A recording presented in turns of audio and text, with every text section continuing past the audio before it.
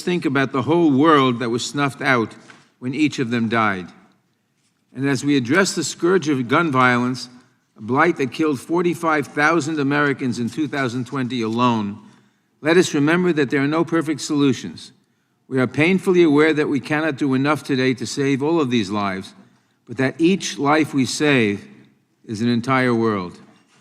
H.R. 7910, the Protecting Our Kids Act, links together important, sensible, overwhelmingly popular proposals that will help us to scale back the scope of gun violence in the United States. Representative Anthony Brown's Raise the Age Act would raise the lawful age to purchase an AR-15 semi-automatic assault rifle from 18 to 21 years old. In deeply red Wyoming, the state with the most guns per capita in the Union, this is already the law with respect to many firearms.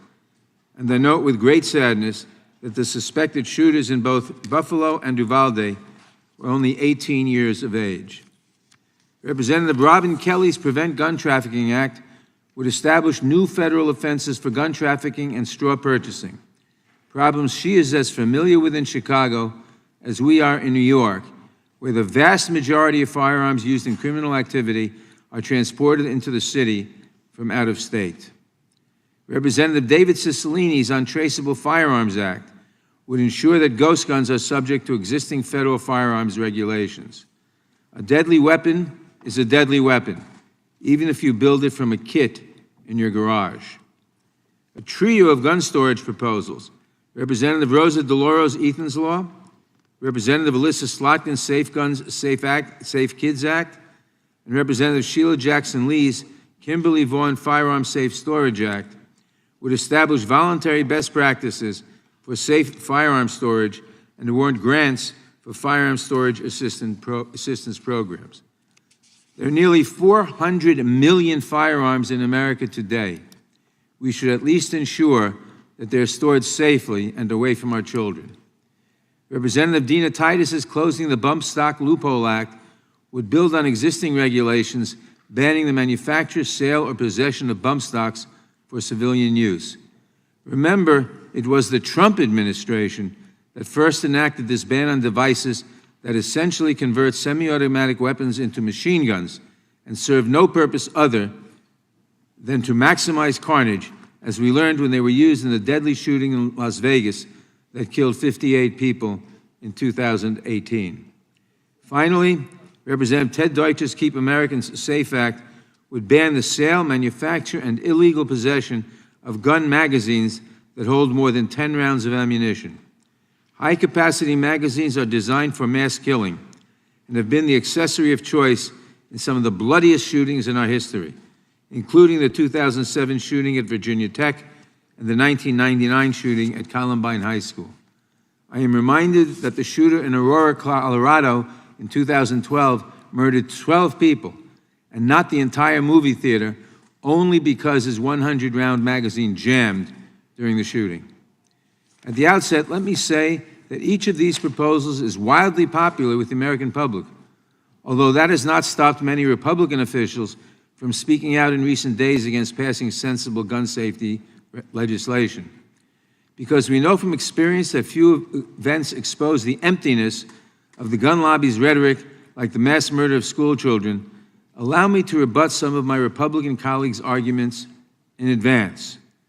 Nobody seriously believes that Hollywood or video games are to blame for the epidemic of gun violence in America.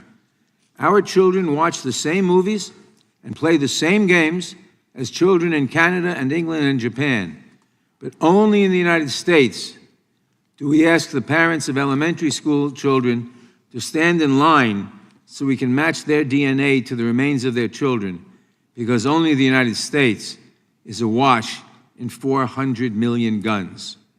You say that these deaths were caused by a lack of mental health care? I agree that we need to do more for those in our communities who may be in crisis. And I hope that you will join me the next time we are asked to fund such initiatives. I expect that many of my Republican colleagues will not. But I note again that other countries have people who are just as sick Americans, and that those countries do not experience the gun violence that we do here. You say it's too soon to take action? that we are politicizing these tragedies to enact new policies? It has been 23 years since Columbine, 15 years since Virginia Tech, 10 years since Sandy Hook, 7 years since Charleston, 4 years since Parkland and Santa Fe and the Tree of Life Synagogue in Pittsburgh. It has been 3 years since El Paso. It has been a week since we learned again that gun violence can reach any of our children and grandchildren at any time, and that no number of armed guards can guarantee their safety. It has not even been 24 hours since the last mass shooting, and who knows how long until the next one. Too soon? My friends, what the hell are you waiting for? You say that none of the solutions proposed here will stop gun violence in America? Well, there, sadly, I agree. This bill will not alone save every life we will lose to gun violence this year, but it will save some. It might have saved those children in Uvalde, and whoever saves one life, it's as if he saved the entire world. The American people are begging for us to address this crisis. Let us not wait 1 second longer. I urge my colleagues to support the Protecting Our Kids Act, and I yield back. I now recognize the ranking member of the Judiciary Committee, the gentleman from Ohio, Mr. Jordan, for his opening statement. Thank you, Mr. Chairman. Mr. Chairman, life is precious, especially the lives of children. What happened in Uvalde, Texas is tragic. It is every family's worst nightmare. Our hearts go out to the Uvalde community and especially to the families who've lost loved ones last week in this evil act of violence. And of course, there's what happened yesterday in Tulsa and a few weeks ago in Buffalo, and our hearts go out to those families as well. No one wants another tragedy. No one wants this to happen again. That's why it's regretful that Democrats have rushed to a markup today in what seems more like political theater than a real attempt at improving public safety or finding solutions. The Democrats never once reached out to us to seek our input on the legislation we are considering here today. Protecting children is not a Republican or Democrat issue. The Democrats cobbled together a package of measures. This is not a real attempt, in my judgment, to find solutions. Everyone here knows the reality. Democrats are in control of the House. Anything that you and Speaker Pelosi want to pass, you can pass. And frankly, you've already passed numerous bills related to firearms this Congress. But because those bills are radical attempts to legislate away Second Amendment rights of law-abiding citizens, the Senate has not taken up the legislation, just like it won't take up this bill. What we are doing here is just designed to appeal to Democratic primary voters. The bill won't make our schools safer. It will hamper the rights of law-abiding citizens, and it will do nothing to stop mass shootings. We need to get serious about understanding why this keeps happening. Democrats are always fixated on curtailing the rights of law-abiding citizens rather than trying to understand why this evil happens. Until we figure out the why, we will always mourn losses without fixing the problem. Our job is to figure out the why. The bill that Democrats are putting forward today does not help us to understand what's really driving some young men to commit these heinous acts. The bill before us is short-sighted and not solutions-oriented. It's a one-size-fits-all approach that punishes law-abiding citizens while doing nothing to make our communities safer. We all want to keep children safe in school, but this bill wouldn't do that. This bill is just another Democrat attack on the Second Amendment, and it's likely just the start.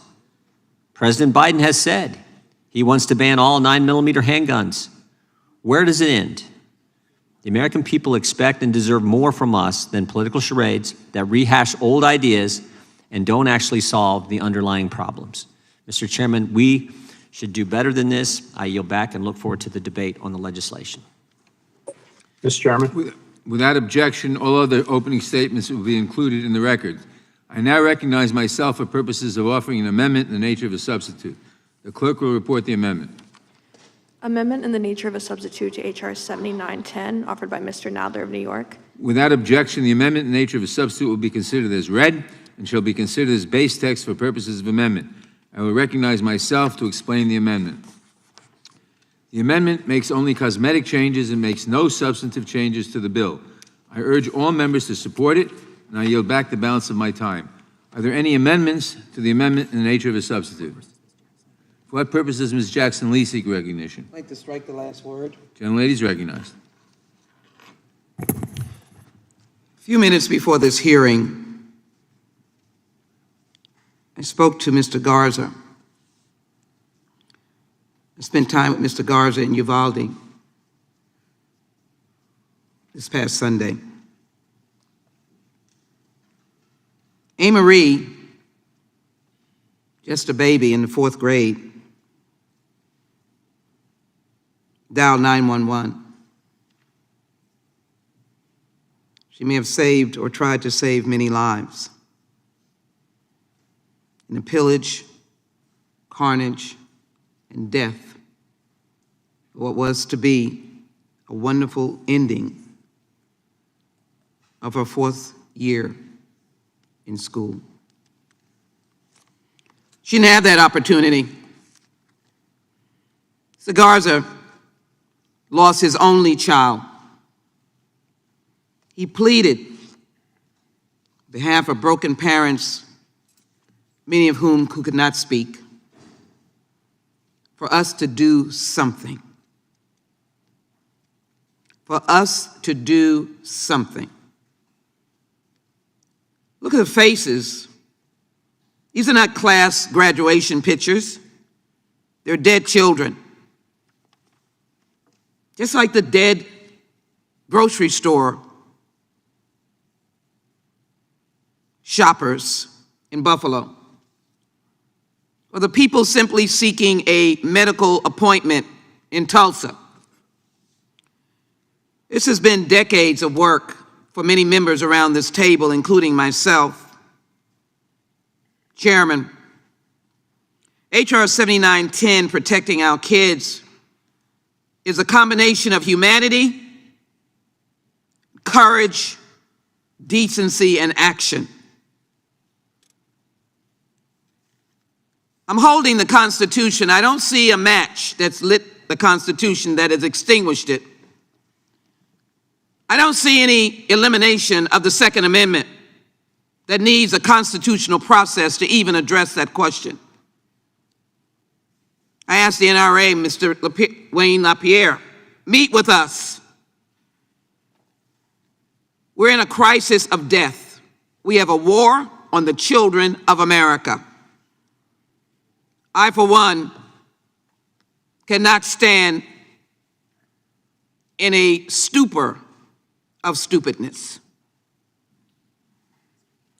I believe it is crucial that what we did some years ago, sit on the floor of the House when we were in Republican control after Sandy Hook, just to do something. And here we are again. And I remember the words of John Lewis, who said, "Where is the heart of this body, the Congress? Where is our soul? Where is our moral leadership? Where is our courage?" From Columbine, of which I served at that time on the Columbine Task Force, to the countless numbers of children that have died because guns have not been stored or guns did not have a device, as the storage bills reflect. This is the question of whether or not we as Americans are blind. Do we only see the power and money of gun manufacturers? Are we not sensitive to Boulder, Atlanta, Tree of Life, Marjorie Stoneman Douglas, Las Vegas, San Bernardino, Gilroy, Garlic, Washington Navy Yard, Sandy Hook Elementary, Virginia Tech, Aurora, the Sikh Temple, Emmanuel African Methodist Church, or Santa Fe in Texas, near my district? El Paso, if I did not mention it. And so today, I'm reminded of the great and outstanding work of my colleagues. I thank you. You have introduced these bills over and over again, and I'll have an opportunity to discuss how important your legislation is, but we are not finished. The assault weapons ban is a necessity. A 7-week waiting period is a necessity. Actions against manufacturers to give civil liability is a necessity. And countering the cycle of violence is a necessity. I end by simply saying Kimberly Vaughn died in Santa Fe. She was 17 years old. Her mother is still in pain in Texas. And I'm calling on all of you to have a sense of humanity, courage, decency. God knows we need action, for it is a sin and a shame on us. Not this Judiciary Committee, Mr. Nadler.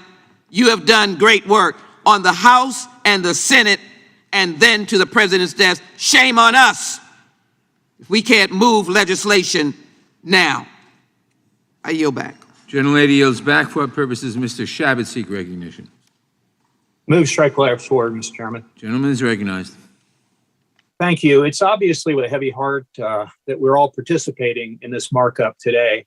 Words cannot adequately express the horror that all Americans felt last week as we learned of the 21 innocent lives that were lost at Robb Elementary School in Uvalde, Texas, which only added to the deep sadness we all felt a short time earlier when 10 people were senselessly killed in Buffalo.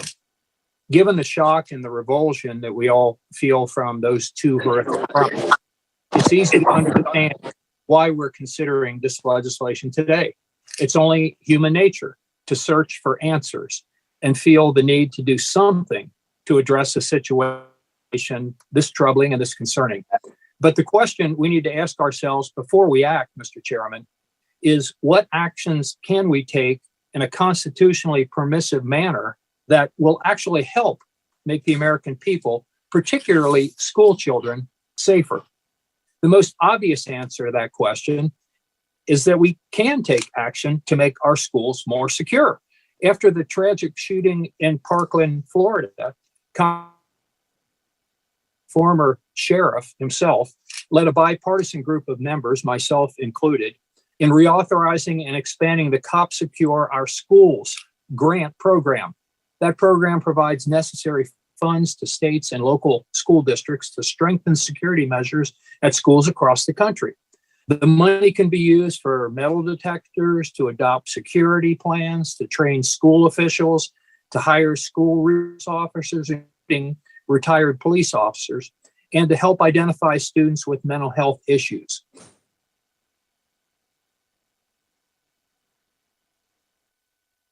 The students and teachers, but there's always room for improvement. And that's one area where I believe we could be working together to find common ground and make students safer, and it would be immediately.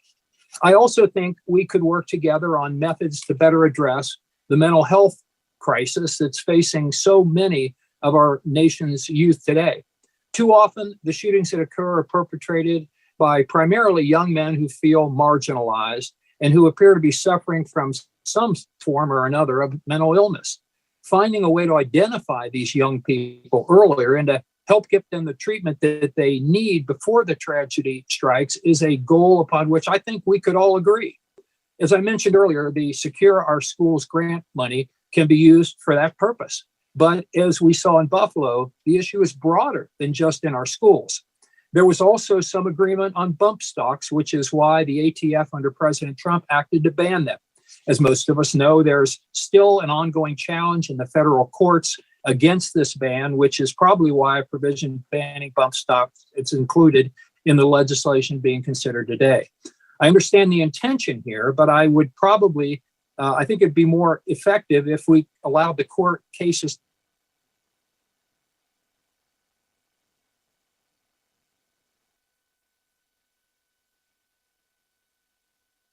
semi-automatic rifles by those under the age of 21.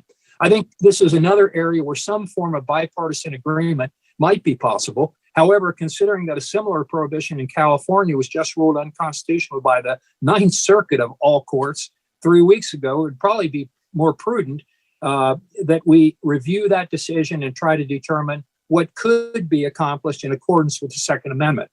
Simply moving forward with a provision that even the Ninth Circuit thinks is unconstitutional really isn't doing anybody any good. And that's the crux of my argument against this legislation. The majority is simply acting quickly because they believe it's important to act quickly. In doing so, I'm afraid they're foregoing an opportunity to actually work together and hopefully produce a better piece of legislation, which is what they're apparently trying to do in the Senate. We could do it in the House as well, Mr. Chairman, but not if the majority is so focused on the speed of the legislation rather than its merits. I think we should stay focused on the merits. Unfortunately, that's not what we're doing today. And I yield back. The gentleman yields back. Without objection, a statement from Representative Rosa DeLauro, whose legislation, Ethan's Law, is an important component of the Protecting Our Kids Act, will be entered into the record. For what purpose does Mr. Cohen seek recognition? Strike the last word. Gentleman is recognized. This is no rush to action. This has been delayed for decades. I was here 15 years ago when Virginia Tech was the site of a mass killing. And in 15 years, we haven't gotten gun laws changed and reformed. This bill, which is somewhat of a compilation of other laws, all should have been law before but should be law today. And the Democrats are not rushing to anything. The public is demanding that we take action because they've seen what happened in Uvalde, Texas. They've seen what happened in Buffalo. They've seen what happened last night in Tulsa. It is happening all too often, and it's deadly. Assault weapons were banned from 1994 to 2004. It was constitutionally permissible. It wasn't until 2008 in the Heller decision when Justice Scalia said that people had a right, based on the Second Amendment, to protect their homes with reasonable weapons, and said that that was not something that would prohibit government from having more restrictive laws on people who had mental health problems and or people who had criminal backgrounds or other possible changes in the law. The Second Amendment, like the First, is not absolute. The First Amendment, you cannot defame people. You cannot go into a theater and holler fire. There are limits, and there are limits to the Second Amendment. And assault weapons is one of those limits we've had for 10 years. During that time, we had less mass killings in this country, and we should have it again. Assault weapons are made to kill.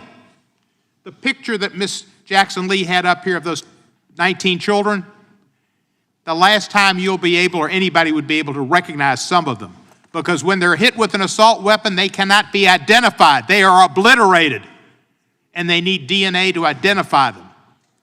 They put holes in their bodies so large that there's no way they could survive. They are weapons of war and weapons of death and weapons of destruction that we should not permit out here. And when somebody who's 18 years old and right after their birthday, they go and one of the first things they do is buy an assault weapon, that should be a red flag. Where is that person coming from? That's what they want on their 18th birthday, is an assault weapon. They got a problem, which means we got a problem, which means those 19 kids and their parents and those 2 teachers have a problem forever. The NRA has too much of a grip on this Congress and on the Senate. It needs to stop. They're in the business of representing gun manufacturers and selling guns and selling ammunition and not caring about what it does to innocent human beings. They don't care about children. It's not just schools, Mr. Shabbat. My friend Mr. Shabbat talked about the school bill. Yeah, it's terrible what happened in Uvalde and in Parkland, et cetera, but it's movie theaters. It's grocery stores. It's anywhere in America. There's something gun-crazed about our country that we need to deal with. This isn't going to stop all the killings, but it'll stop some. Will it stop a law-abiding citizen? Sometimes, maybe. Will it stop non-law-abiding citizens? Yes. And that's what we need to see, that there are good background checks and that there are limits on who can get an assault weapon. These are changes that our country wants and that this bill addresses. Bump stocks, the issue with keeping them in the courts, that's an issue about jurisdiction, not about bump stock and the ability of the Congress to outlaw them. It's whether justice could do it through rules and regulations. We need to do it by law, and ghost guns should be prohibited. Now there's some newfangled deal that I've come across in the city of Memphis where they've intercepted some metal parts that have come in from China that turn pistols into semi-automatic weapons into fully automatic weapons. Customs and Border Protection in Memphis have seized 40 devices recently that turn semi-automatic handguns to fully automatic. Now we're working on that. That should be prohibited too. There's something wrong in America, and this committee needs to deal with it today, and it will. I appreciate Mr. Cicilline's bill that does ban assault weapons. I had an amendment to do that today because it needed to be debated and it needs to be enacted. But for considerations of Mr. Cicilline's precedence on this bill, I'm not going to offer it today. But we need to pass it, and we need to pass everything here, and it's time that our Republican colleagues stopped offering just thoughts and prayers, but offered solutions and cared about the people who are dying. I yield back the balance of my time. The gentleman yields back. For what purposes the gentleman from Arizona seek recognition? Move to strike the last word. Gentleman is recognized. Thank you, Mr. Chairman. And the day after the Uvalde shooting, I had the opportunity to meet with CBP Chief Ortiz and also talk with marshals who were on the scene in that school. I happened to be in South Texas at that time. And it is not a tragedy. It is beyond a tragedy. A tragedy imputes some kind of non-intentional or accidental event. This was beyond that. This was a deliberate, malicious, evil event by this 18-year-old young man. And so it's beyond a tragedy, and it most certainly does need to be addressed and needs to be investigated further. There have been multiple accounts, as there normally would be, from parents, from law enforcement who was on the scene, from Border Patrol agents, the BORTAC unit, et cetera.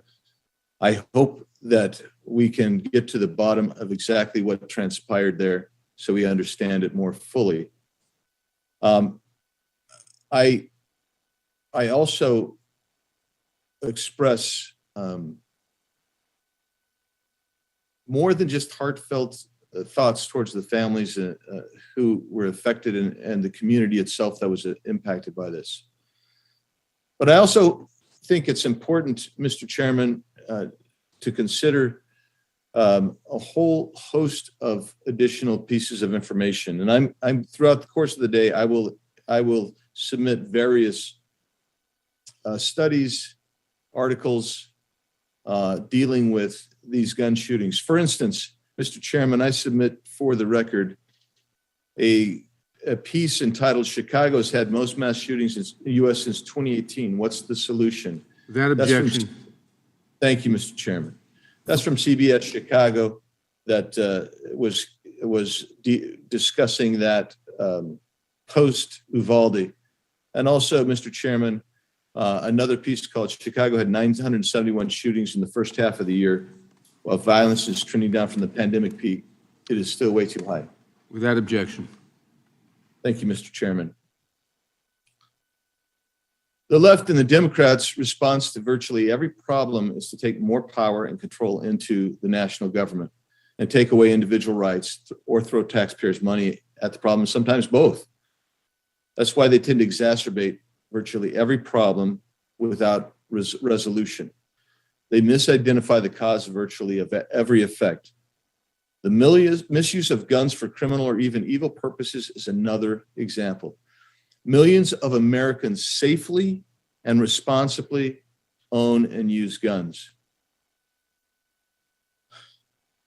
Previous Democrat-controlled departments of justice have conservatively estimated that guns are used 1.5 million times per year to save lives. I repeat, the Department of Justice, under Democrat control and leadership, under Democrat administrations, have done their studies and conservatively estimated that guns are used 1.5 million times per year to save lives. Other studies have put that number as high as 2.5 million times per year that a gun is used to save life. Most of the time, the vast majority of the time, it is merely by brandishing a weapon that that stops the violent criminal conduct without having to shoot. The idea that disarming Americans who lawfully, legally own guns, the idea that disarming them will produce a safer, crime-free America is simply not true. I will be going into the Australia studies I will go into the 17-nation international studies as we go throughout this day. We will review again in my comments from time to time, the Chicago, Portland, New York City, Seattle, and other bastions of left-wing gun-controlled areas where the public is not safer because of the gun control laws. In fact, they are more at risk. Mr. Chairman, this is an important hearing. I think it's probably premature in relationship and being driven by the response to Uvalde, and I understand that. But I also think that sometimes visceral reactions might overshadow the statement of facts that we need to discuss. Mr. Chairman, I yield back. Gentleman yields back. For what purpose does the gentlelady from Texas seek recognition? Ms. Garcia. I move to strike the last word, Mr. Chairman. Gentlelady is recognized.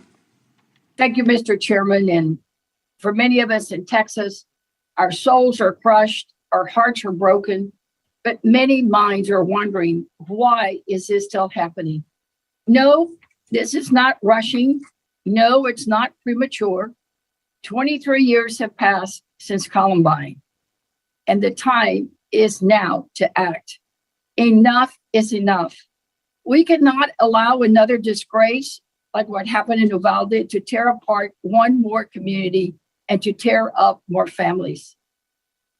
Jacqueline Cáceres, Makina Lee Elrod, Jose Manuel Flores, Ileana Garcia, Irma Garcia, Asaya Garcia, Ameri Joe Garza, Javier Lopez, J.C. Carmelo Loivamos, Tess Mata, Miranda Mathis, Eva Mireles, Elithaya Ramirez, Annabel Rodriguez, Maitai Rodriguez, Alexandria Lexi Rubio, Leila Salazar, Jayla Nicole Silgorio, Eliana Cruz Torres, Rogelio Torres.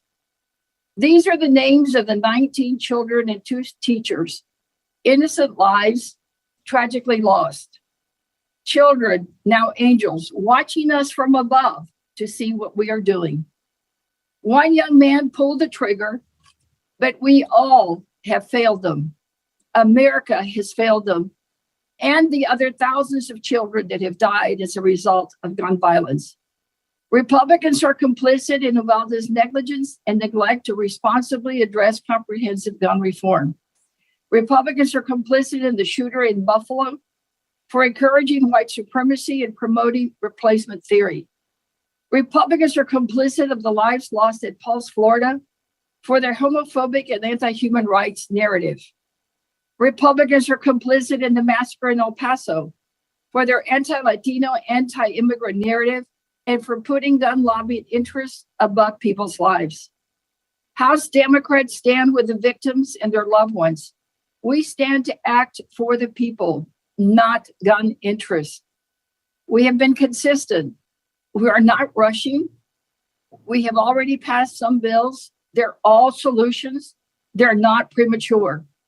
We have passed reforms and measures to ensure that we're protecting our communities and most especially our little children, our angels.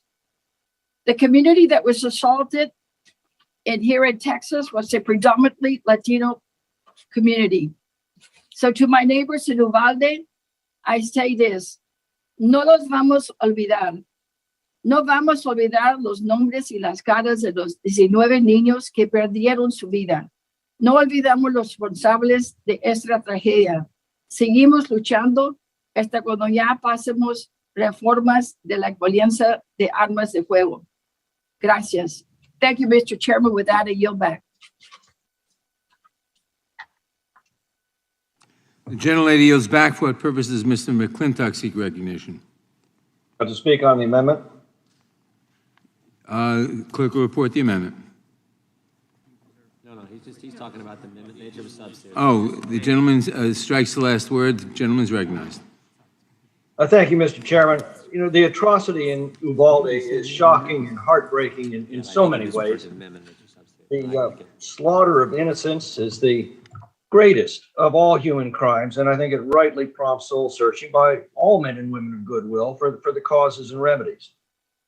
It's disturbing, though, some have used this and other recent attacks to justify either partisan attacks like we just heard, or policies as before us today to make it harder for law-abiding citizens to obtain firearms in the hope that by doing so, that someday maybe they'll become unavailable to the lawless. Well, I think this overlooks the obvious immediate action that is long overdue in this world of sin and woe.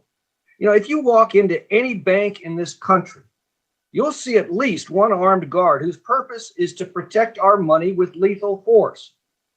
And yet at Uvalde and in so many other school shootings, we were not willing to protect our children with the same force as we protect our money. No one gives a second thought to an armed guard at a bank, yet the left is outraged by the mere suggestion of placing an armed guard at every school filled with innocent children.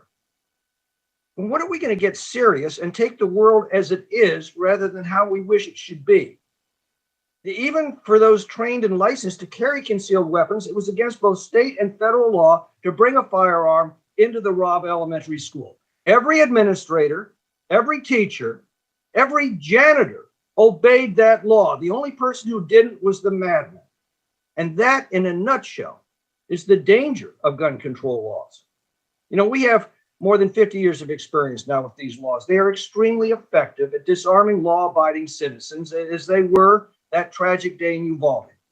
They are extremely ineffective at disarming madmen and criminals, as they also were that day. They create an environment where the gunman is king.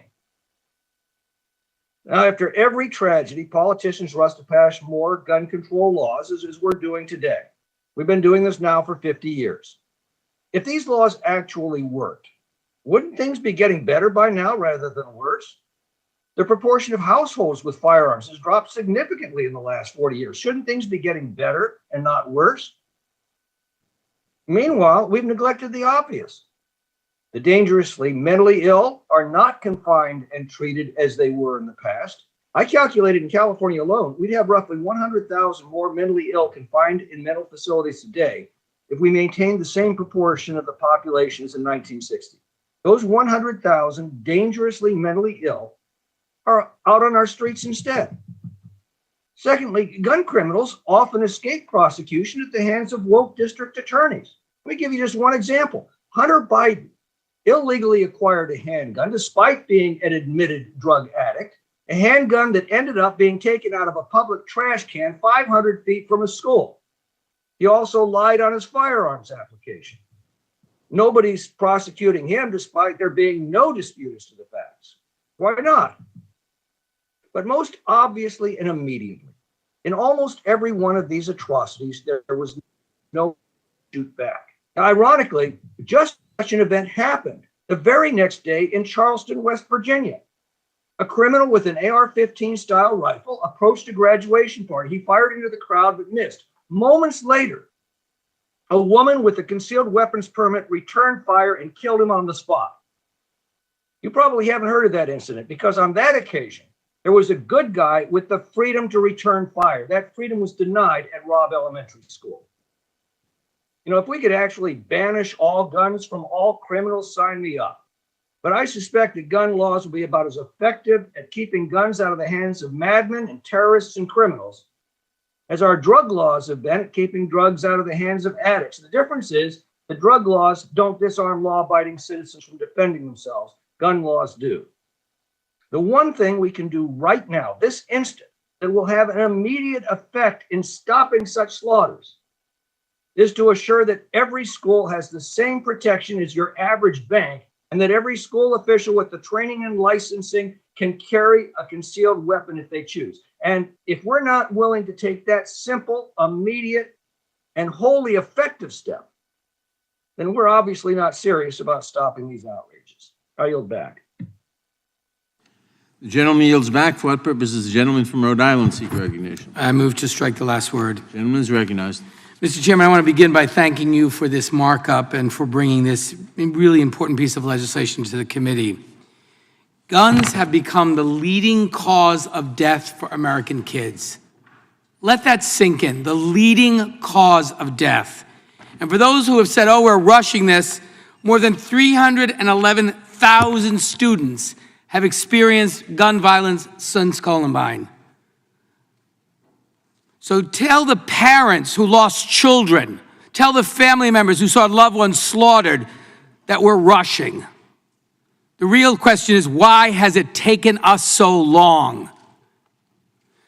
And there's one reason. We don't have Republican colleagues in the fight with us. We passed 2 bills to strengthen criminal background checks. Our ranking member just described those as radical attempts to take away the Second Amendment to explain Republican inaction in the Senate. That's a bill supported by 90% of the American people. Common sense, as well as closing the Charleston loophole. Enough with these bogus arguments about the Second Amendment. This is about fulfilling our responsibility to keep our constituents safe from gun violence. We have a gun violence epidemic in this country. Over 200 mass shootings, 27 school shootings just this year. And every one of those victims is a child, a sister, a brother, a parent, a loved one of people that we have a responsibility to represent in this country and in this Congress. This set of proposals will significantly reduce gun violence in this country. There's not a single bill we can pass that will eliminate all gun violence. We'd all be for that. But this will make sure that you have to be old enough to have some mature judgment before you can own an assault rifle, that you can't use high-capacity magazines that can slaughter innocents at a quicker pace, that we end gun trafficking and straw purchases that help criminals get guns, that we practice safe storage, eliminate bump stocks, and eliminate ghost guns so you can't secretly produce a gun and then do damage. And the ranking member said, well, these bills punish law-abiding citizens. What one of those bills punishes anyone? And even if you think it's some small burden, it pales in comparison to the burden and the punishment that victims of gun violence have had to experience. So save this claim that somehow this is just too much for law-abiding gun owners. It's just not true. And we have an opportunity today, and I was hoping when we came to Washington for this emergency markup in direct response to gun violence continuing to ravage our country, that we would be met with colleagues on the other side of the aisle who would join us in this effort. These bills, the 5 components of this bill, have been introduced for a long time, some of them over multiple Congresses. These are not new issues. But our approach ought to be different today. We ought to work together in a bipartisan way and pass this bill out of this committee so we can demonstrate to the American people that we are committed to doing everything in our power to reduce gun violence in this country. And, you know, we've heard these same tired arguments that somehow we can't do this because the Constitution prohibits it. That is also not true. The Supreme Court of the United States has said time and time again that the Second Amendment is not absolute, that Congress and states have the ability, and I would say the responsibility, to ensure that there are appropriate restrictions both on age, on places where you can bring firearms, and the kind of firearms you can possess. That's long been recognized by the Supreme Court. So don't let our Republican colleagues hide behind this claim that, oh, we'd love to do something. We really know this is a serious problem. We extend our thoughts and prayers, and we would do more, but you know, the Second Amendment prohibits it. That is not true. Their refusal to join us in this effort is a direct result of the power and the resources of the gun lobby in America. And really the importance of just the proliferation of gun sales, because that's how the gun lobby makes its money. And so then they don't want any restriction, any limitation on how many guns can be sold and as quickly as possible to anyone who wants them. That's not the kind of America we want to live in. And I think for the sake of my constituents, for the sake of young people, seniors, all victims of gun violence, we have a responsibility to do something. And I hope this is the second package of gun safety bills we'll do. I hope we'll do more. And then it will be incumbent on our colleagues in the Senate to send these bills to the president's desk. And if they don't, it will be clear to the American people who's fighting for common sense gun safety legislation and who is standing in the way. And it will explain why we continue to be a country that has a gun violence epidemic. We cannot allow this to continue. I urge my colleagues to support this act, and I yield back. Gentleman yields back. For what purposes, Mr. Bishop seek recognition? Strike the last word. Gentleman is recognized. You know, I was just thinking, so I'm going to take up the gentleman from Rhode Island's challenge. He just said that there's really not any significant constitutional issue at stake whatsoever, that the Constitution doesn't prohibit this. It seems to me that you'd have to know, wouldn't you? I mean, I looked at the majority guidance, staff guidance on this, and it has this one sentence about talking about some states having adopted bans on 18 to 20-year-olds. If the gentleman will yield, I'm happy to answer that. At your time. Let me speak to it for a minute so I can thicken the plot. Just a minute, Mr. Cicilline. You said that, or the majority guidance says, yet these laws, speaking of bans in some states on semi-automatic rifles being banned to 18 to 20-year-olds, so yet these laws have been challenged in the federal courts. They referenced 2 cases, didn't say anything else about it. Well, I decided to read them. And so the Jones versus Bonta case from the 9th Circuit, one of the most liberal circuits in the country, federal case, just came down last month that said California's ban on the sale of centerfire of semi-automatic rifles to 18 to 20-year-olds violates the Constitution. It says that it goes through this long analysis of the history of the Second Amendment and says those rights to self-defense at the core of the Second Amendment, that 18 to 20-year-olds are covered by that right.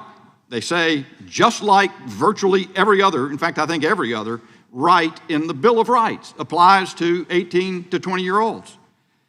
And there's another case. There's a case from the 4th Circuit, from where I come from. It was vacated for mootness after being issued, but it was an analysis of the federal ban on sales of handguns to 18 to 20-year-olds.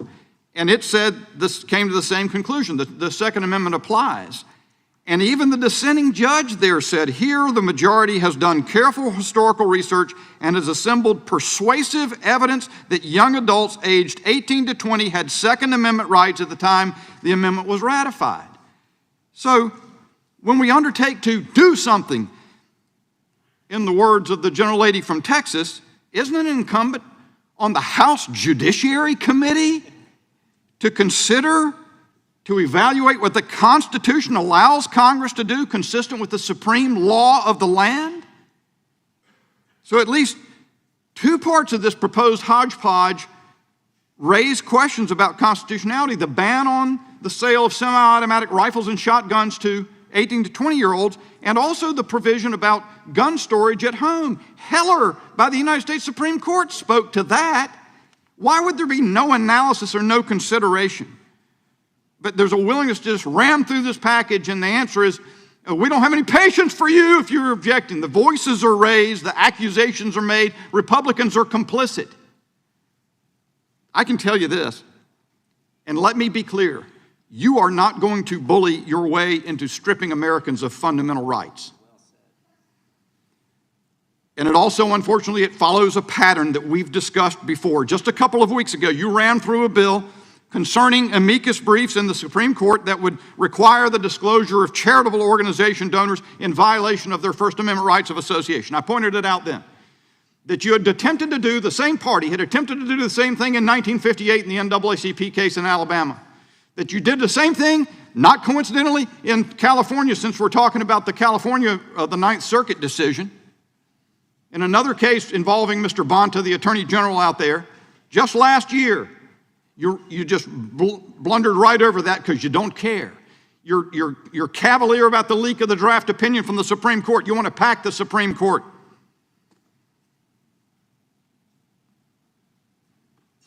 If the gentleman will yield, I'm happy to answer your question. No, I think I've answered the question, but I'd be glad Not to accurately. You're in the disregard what the 9th Circuit has said the law of the land I'm actually is? bound by the Supreme Court of the United States, and I'd like to read the quote to you if you'll allow me, since you raised the question. Look, I think the issue is what that 9th Circuit case said on the subject. The United States Supreme Court takes precedence over the 9th Circuit. I don't yield. You'll have plenty of time. It's a great quote. Your allies form mobs outside justices' homes. Yeah. You say you've got to figure out something else other than stripping people of their constitutional rights. We've got to figure out something else, assuming that the majority entertains a discussion But you cannot, the courts have made it pretty clear, you cannot deprive young adults any more than the remainder of Americans of their core Second Amendment right to self-defense by the purchase and possession of weapons that are in common use and prevalent. And I'll say one, well, I'm out of time. The gentleman yields back. For what purposes Ms. Dean seek recognition? To strike the last word, Mr. Chairman. Gentleman is recognized. Thank you, Mr. Chairman, and I thank you for calling us to this emergency markup of the Protecting Our Kids Act. It is timely. In fact, we've all been clamoring for this kind of legislation for a very, very long time. I'm stunned by some of the words that we're hearing on the other side of the aisle. Where is their outrage over the slaughter of 19 fourth graders and their 2 teachers? Why don't they feel an urgency to do something? I'm reminded of the John Donne poem that ends, "Do not ask for whom the bell tolls. It tolls for thee. It tolls for us." We have to stop saying, oh, where was the shooting? Tulsa? Buffalo? Uvalde? Parkland? Stop asking for whom the bell tolls. Whose funerals are we watching this week? It tolls for us. Our souls are being drenched out of this society. Before I discuss the important merits of the legislation,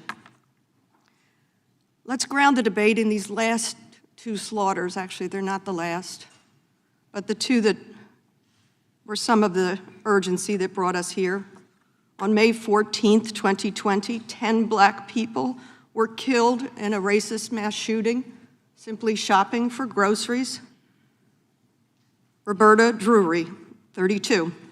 Marcus Morrison, 52. Andre McNeil, 53. Aaron Salter, 55.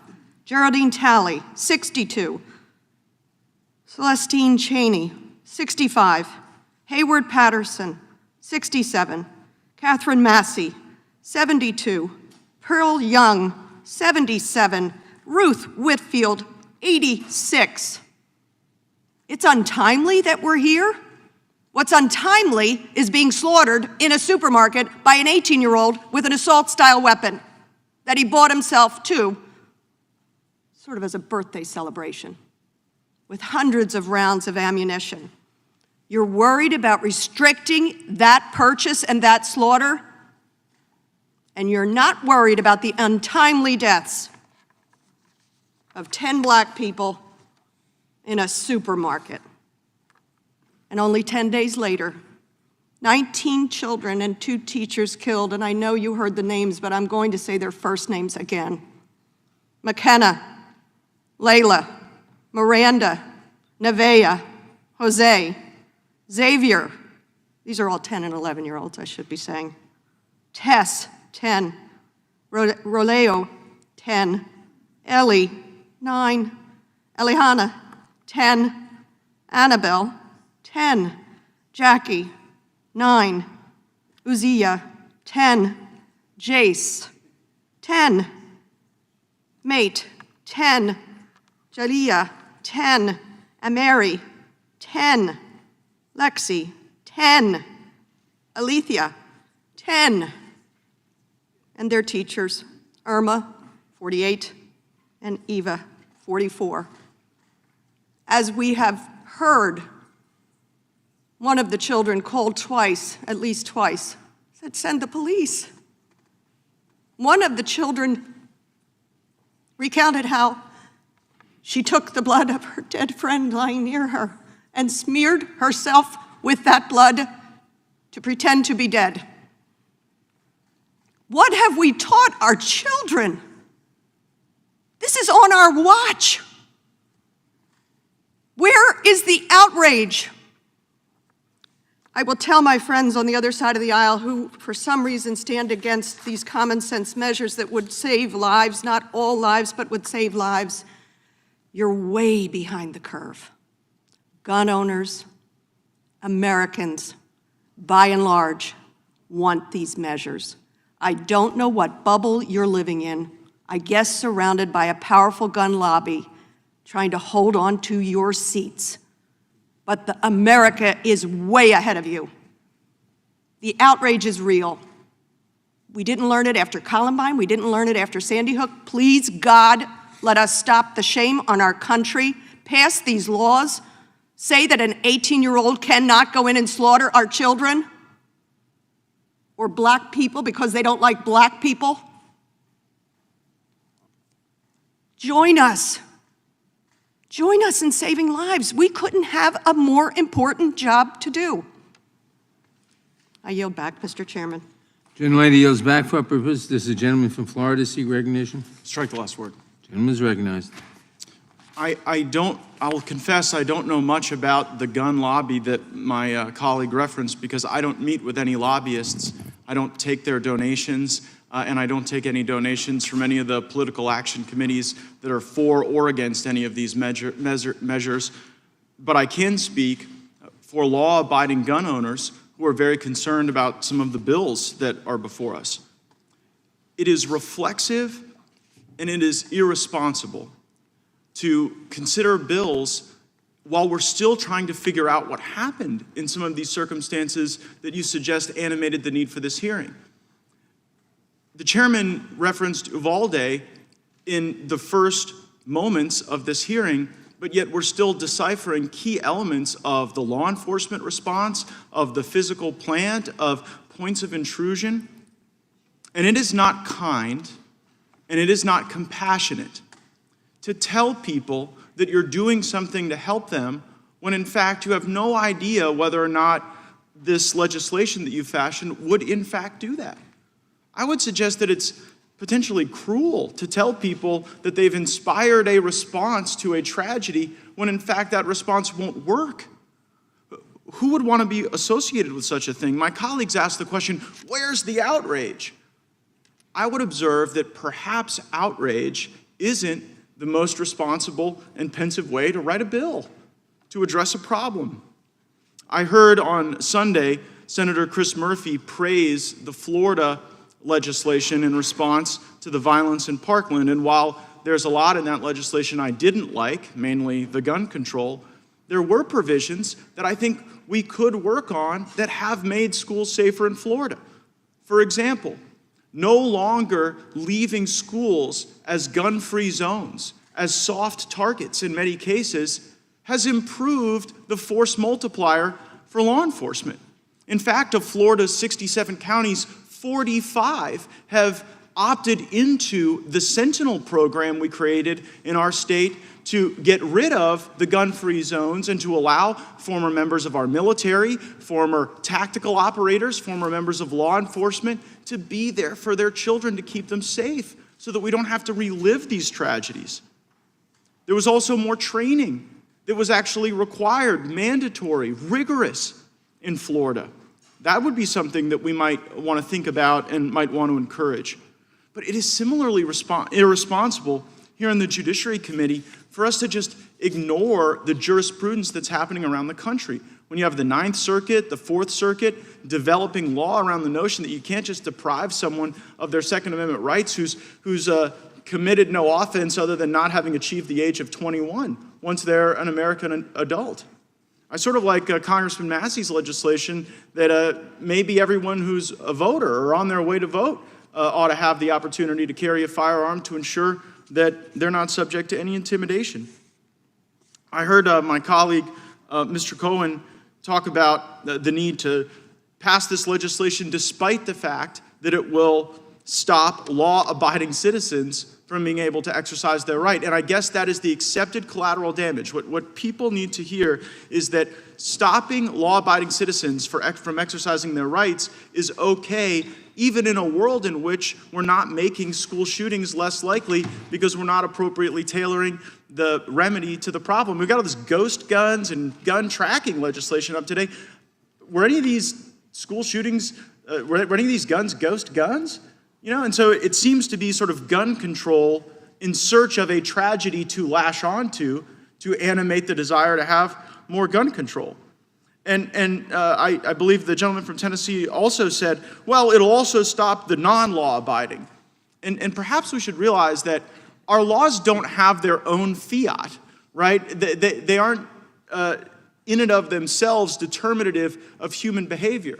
And to suggest, I was watching the NBA Finals, and I heard Shaquille O'Neal observe that in the communities that he's familiar with, the access to guns is not the problem.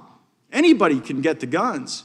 And maybe if that's true, and he was speaking of course, non-legal ways to get guns, maybe we ought to focus on the circumstances that cause these people to commit these shootings. Maybe we ought to get rid of the gun-free zones that are causing this scourge of violence. And maybe we ought to really put the victims first, not through virtue signaling, but through pensive, thoughtful legislation. Gentleman yields back for our purposes. The gentlelady from Georgia seek recognition. Thank you, Mr. Chairman. I move to strike the last word. Gentlelady is recognized. We are paying for gun violence every single day of our lives. We are paying for the weapons of war on our streets with the blood of children sitting in our schools. We are paying for unfettered access with mothers and fathers waiting in line for a DNA test, forced to find out if it's their child that's riddled with bullets and maimed beyond recognition. We are paying for this deadly culture with the lives of the American people, with the lives of who we in this room are sworn to protect. Do we have the courage right here in this body to imagine the phone call parents across Uvalde received last week? The phone call that confirms our fear, our singular fear that my child is dead and that I was unable to protect them, because I know that phone call. Parents across the country know that phone call. It's a sucker punch to my stomach every time I learn there's another phone call. A phone call that brings you to your knees when the desperation will not let you stand, that leaves you gasping for air when the agony will not let you breathe. And for days and for months and for years, you cry out to God in your grief. Was my child afraid?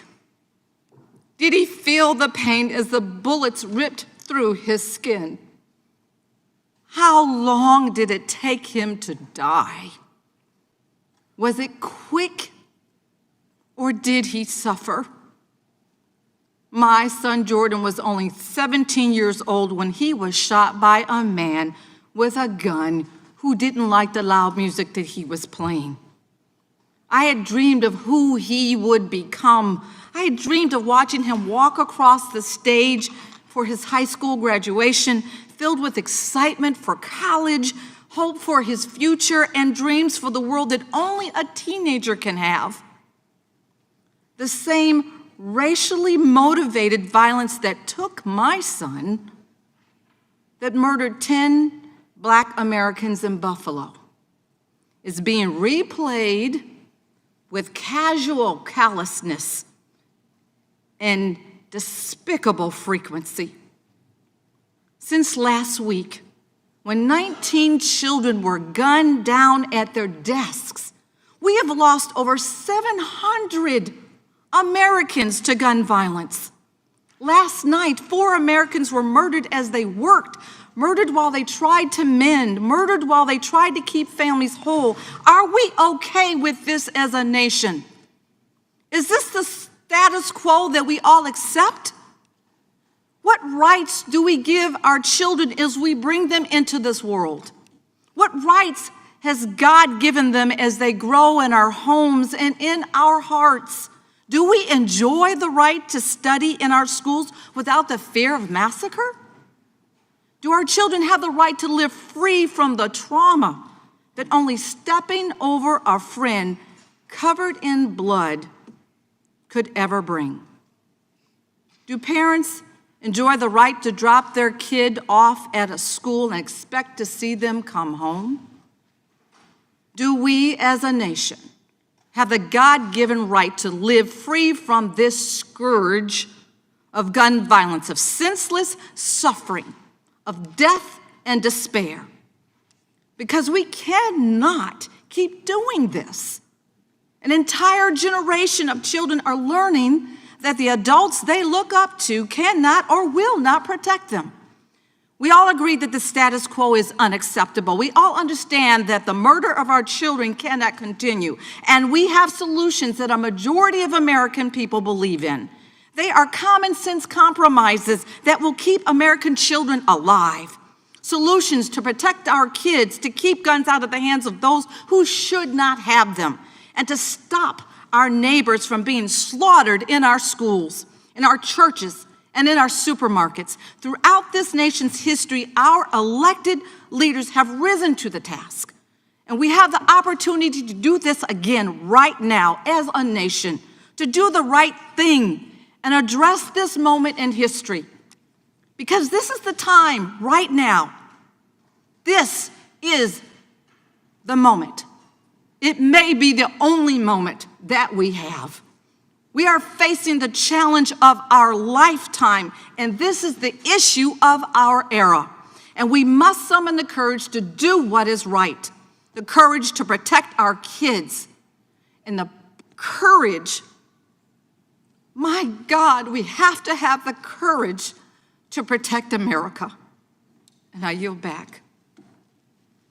Gentlelady yields back for our purposes. Mr. Massey seek recognition. I move to strike the last word. Gentleman is recognized. Today we're debating a gun control bill that's actually 6 gun control bills in one. And why are there 6? Because none of them work. If you take 6 that don't work and put them together, they're not going to work. You can't make up for ineffective bills by having more than one or half a dozen of them. Each and every one of these gun control bills in this single title is unserious and unconstitutional and suffers from the problem, the inherent problem that almost all gun control suffers from. And that is criminals do not obey the law. They do not follow the law. Who here today thinks that criminals are going to read the Safe Storage Act and you know, some gang member is going to say, oh, I better lock this gun up or else they'll come and take it? Who here today thinks that a 19-year-old criminal is going to obey the restriction on age for having a gun? Nobody here believes this. These are unserious. But they're worse than that. They're going to compromise the rights and the safety of individual citizens, law-abiding citizens. Let me tell you the story of Nikki Gosser, who's testified here in Congress. And she worked for me in my congressional office. Nikki watched her husband get murdered in front of her viciously in a gun-free zone while her licensed firearm was in her car outside of the restaurant. That haunts her today. Ben and her had just recently been married and they just wanted to be in this restaurant and they followed the law and he was murdered by her stalker in front of her. Now she went on to get the laws changed in Tennessee to get rid of that gun-free zone. But that's one example, just one example of how all the rest of these are going to fail. The criminals do not follow the law. And the biggest thing we could do that nobody on the other side of the aisle is talking about today is to quit advertising our schools as soft zones, soft targets for defenseless teachers, defenseless staff, and students who aren't being defended. Congress itself in 1990 passed the Gun-Free School Zone Act. It's done more, it's cost more lives than it has saved. Now, some states have been able to override the Gun-Free School Zone Act and create their own areas. And in those states and those school districts where that's happened, where they've allowed qualified teachers and staff to carry, there hasn't been a single mass shooting in one of those schools. There hasn't been a single shooting of one person in one of those schools. The biggest thing we could do here today is to repeal the 1990 Gun-Free School Zone Act, so that the default condition in this country is not to advertise every student as a target. Now, to Mr. Cicilline's point, he was talking about the Supreme Court. You know, in 1995, the Gun-Free School Zone Act was struck down. Why was that? Because this document does not contain the authority to implement a Gun-Free School Zone Act. So what did Congress do? They resuscitated this unconstitutional bill by putting in a provision that says, well, as long as the gun is involved in interstate commerce, well, then we have the authority.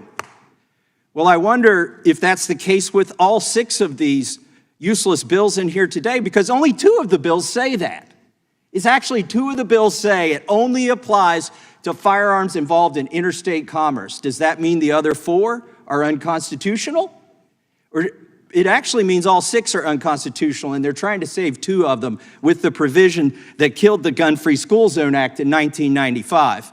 By the way, they overturned Mr. Lopez's conviction, and he went on to serve in the Marines, the one who was convicted of violating the Gun-Free School Zone Act. But Congress came back and resuscitated it, and unconstitutionally so. But there is a conflict between these 6 bills. Some of them recognize the constitutional flaw, and some of them don't.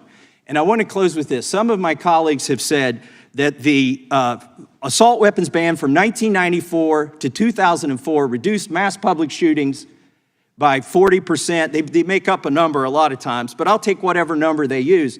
Do they know that sales of AR-15 style weapons went up from 1994 to 2004? Because it was just a cosmetic ban. So if the assault weapons ban had any effect, how did it have an effect? The ownership and sales and transfer of AR-15 style weapons went up during that period. So I would just close by saying, you can't make a good law by putting 6 bad laws together. It's not going to work. It will infringe on our constitutional rights, and the Democrats don't seem to care. I yield back. Gentleman yields back. For what purpose does Mr. Johnson of Georgia seek recognition? I move to strike the last word. Gentleman is recognized. You know, it's been 9 days since we lost 21 souls in Uvalde, Texas. 19 children and 2 teachers. We can't ignore our problem, which is out of control gun violence in America. We must lead, we must act, and we must act now. Acting now will take courage. Each of us on this committee should call forward some semblance of courage, like the courage that was on display last week by those brave Border Patrol agents who put their lives at risk to stop the carnage in Uvalde.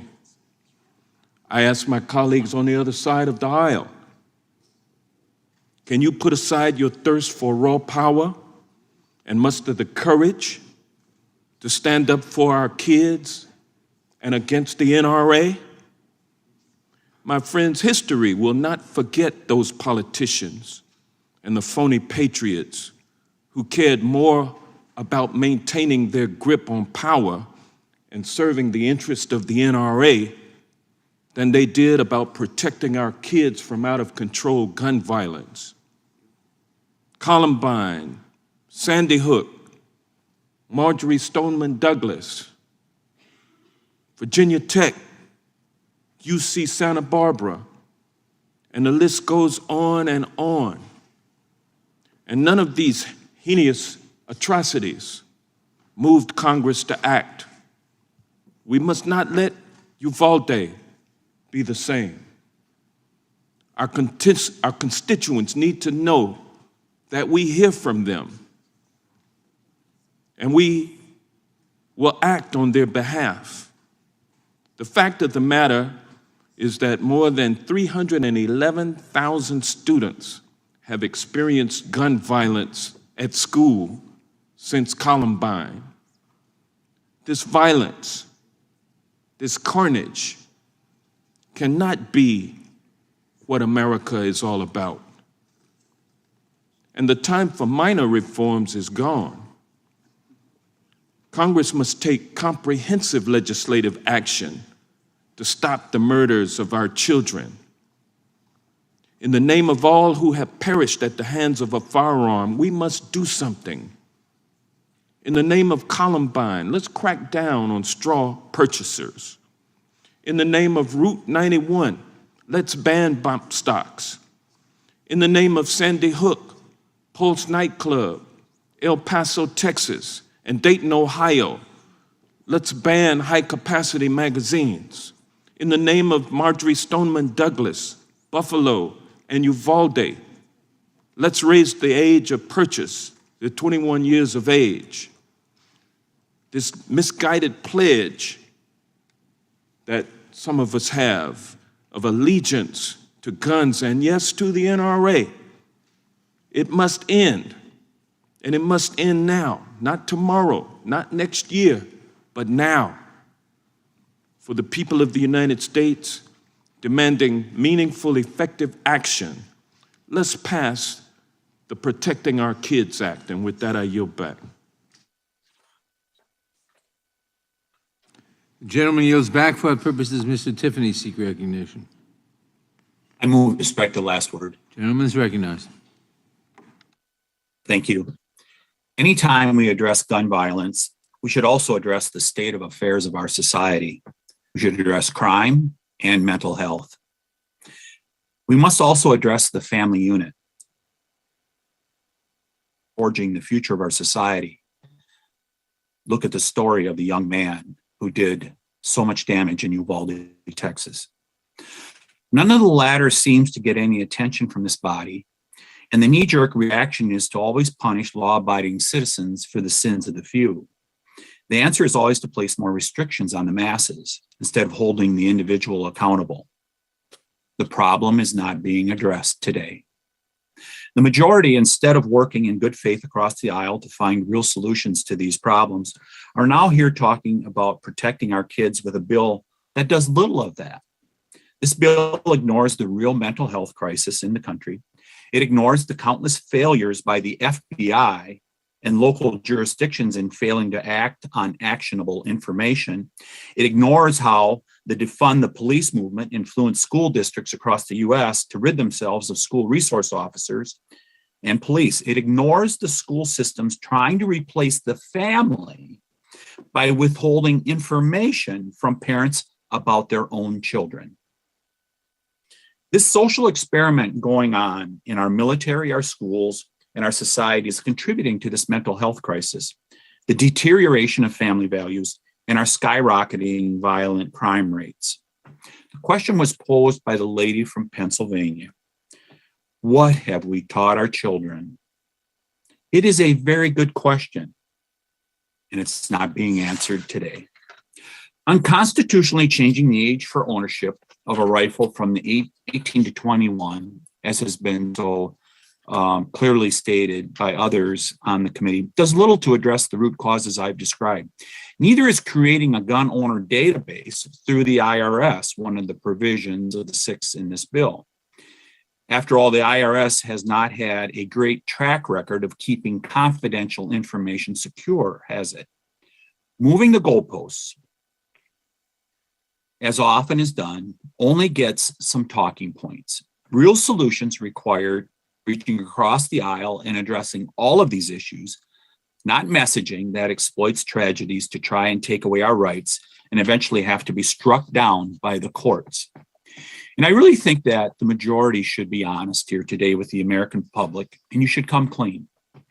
And you should propose the amendment, which is what you really want, which is to repeal the Second Amendment to the Constitution, because that is really what is afoot and has been over the decades as we've had this robust argument here in our country for a long time.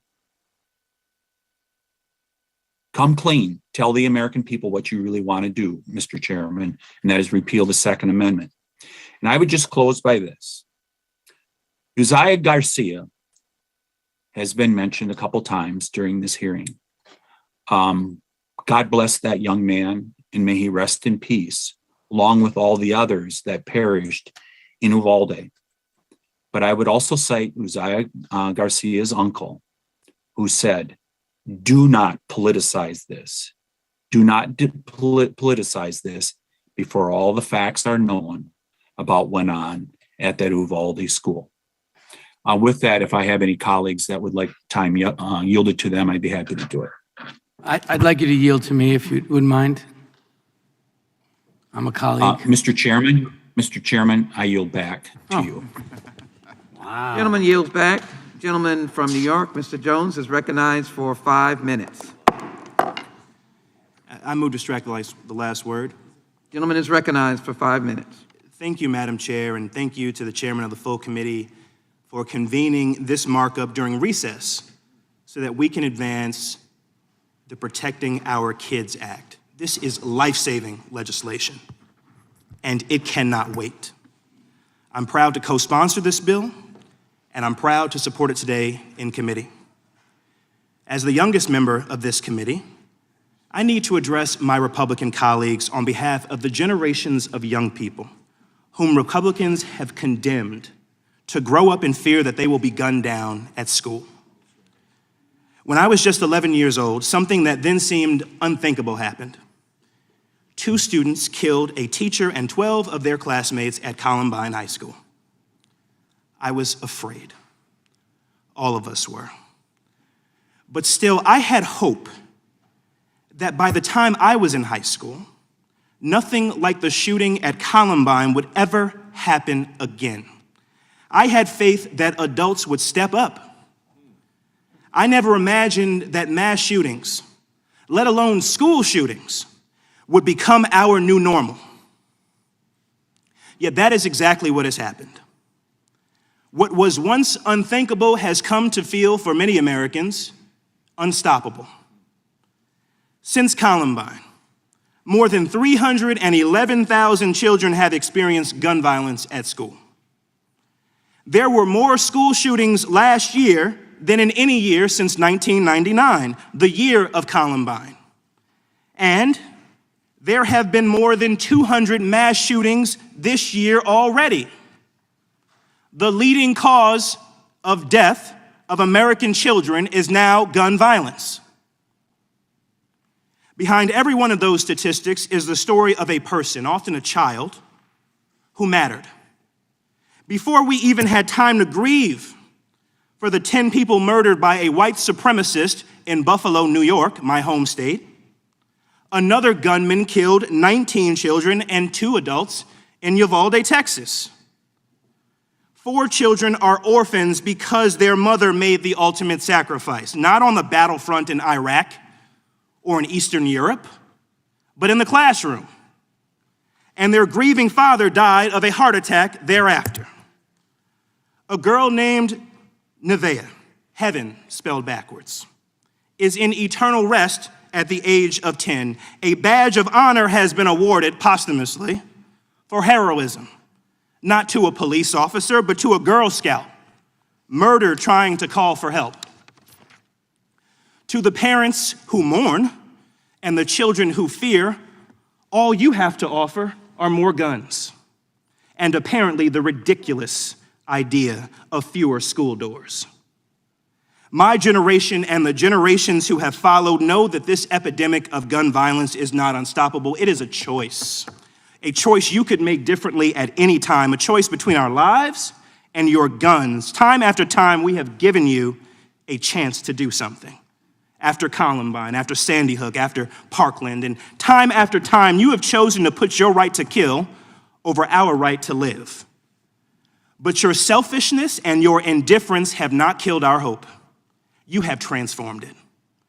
Before, we believed that you might do what the people overwhelmingly support and help advance common sense gun violence legislation. Now we know that it is up to us to save ourselves from you. We did not choose this fight. We had our own dreams for our lives, the same as you did when you were kids, but we can't let you get away with this anymore. Enough is enough. Enough of you telling us that school shootings are a fact of life when every other country like ours has virtually ended it. Enough of you blaming mental illness and then defunding mental health care in this country. Enough of your thoughts and prayers. Enough. Enough. You will not stop us from advancing the Protecting Our Kids Act today. You will not stop us from passing it in the House next week, and you will not stop us there. If the filibuster obstructs us, we will abolish it. If the Supreme Court objects, we will expand it, and we will not rest until we have taken weapons of war out of circulation in our communities. Each and every day, we will do whatever it takes to end gun violence, whatever it takes. What we will do is not fail the children of this country the way that you have failed us, the generations of Columbine, Sandy Hook, Parkland, and Uvalde. I yield back, Madam Chair. The gentleman yields back for our purposes. The gentleman from Ohio seek recognition. Move to strike the last word. Gentleman is recognized. Thank you, Mr. Chairman. Now we know.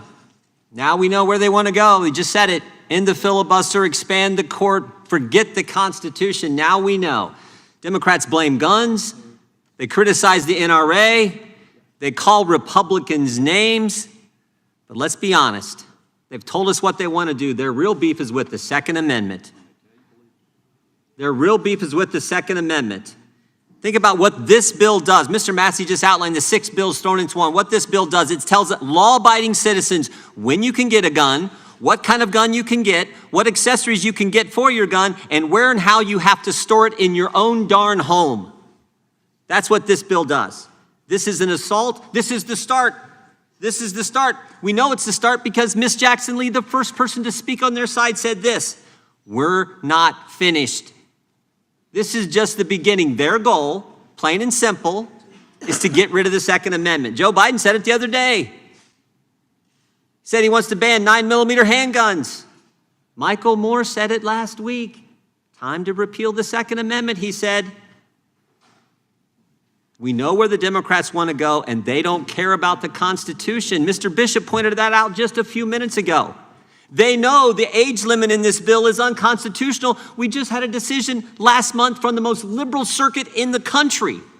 Said it's unconstitutional. They know the storage provisions are unconstitutional. The Heller decision said so. They don't care.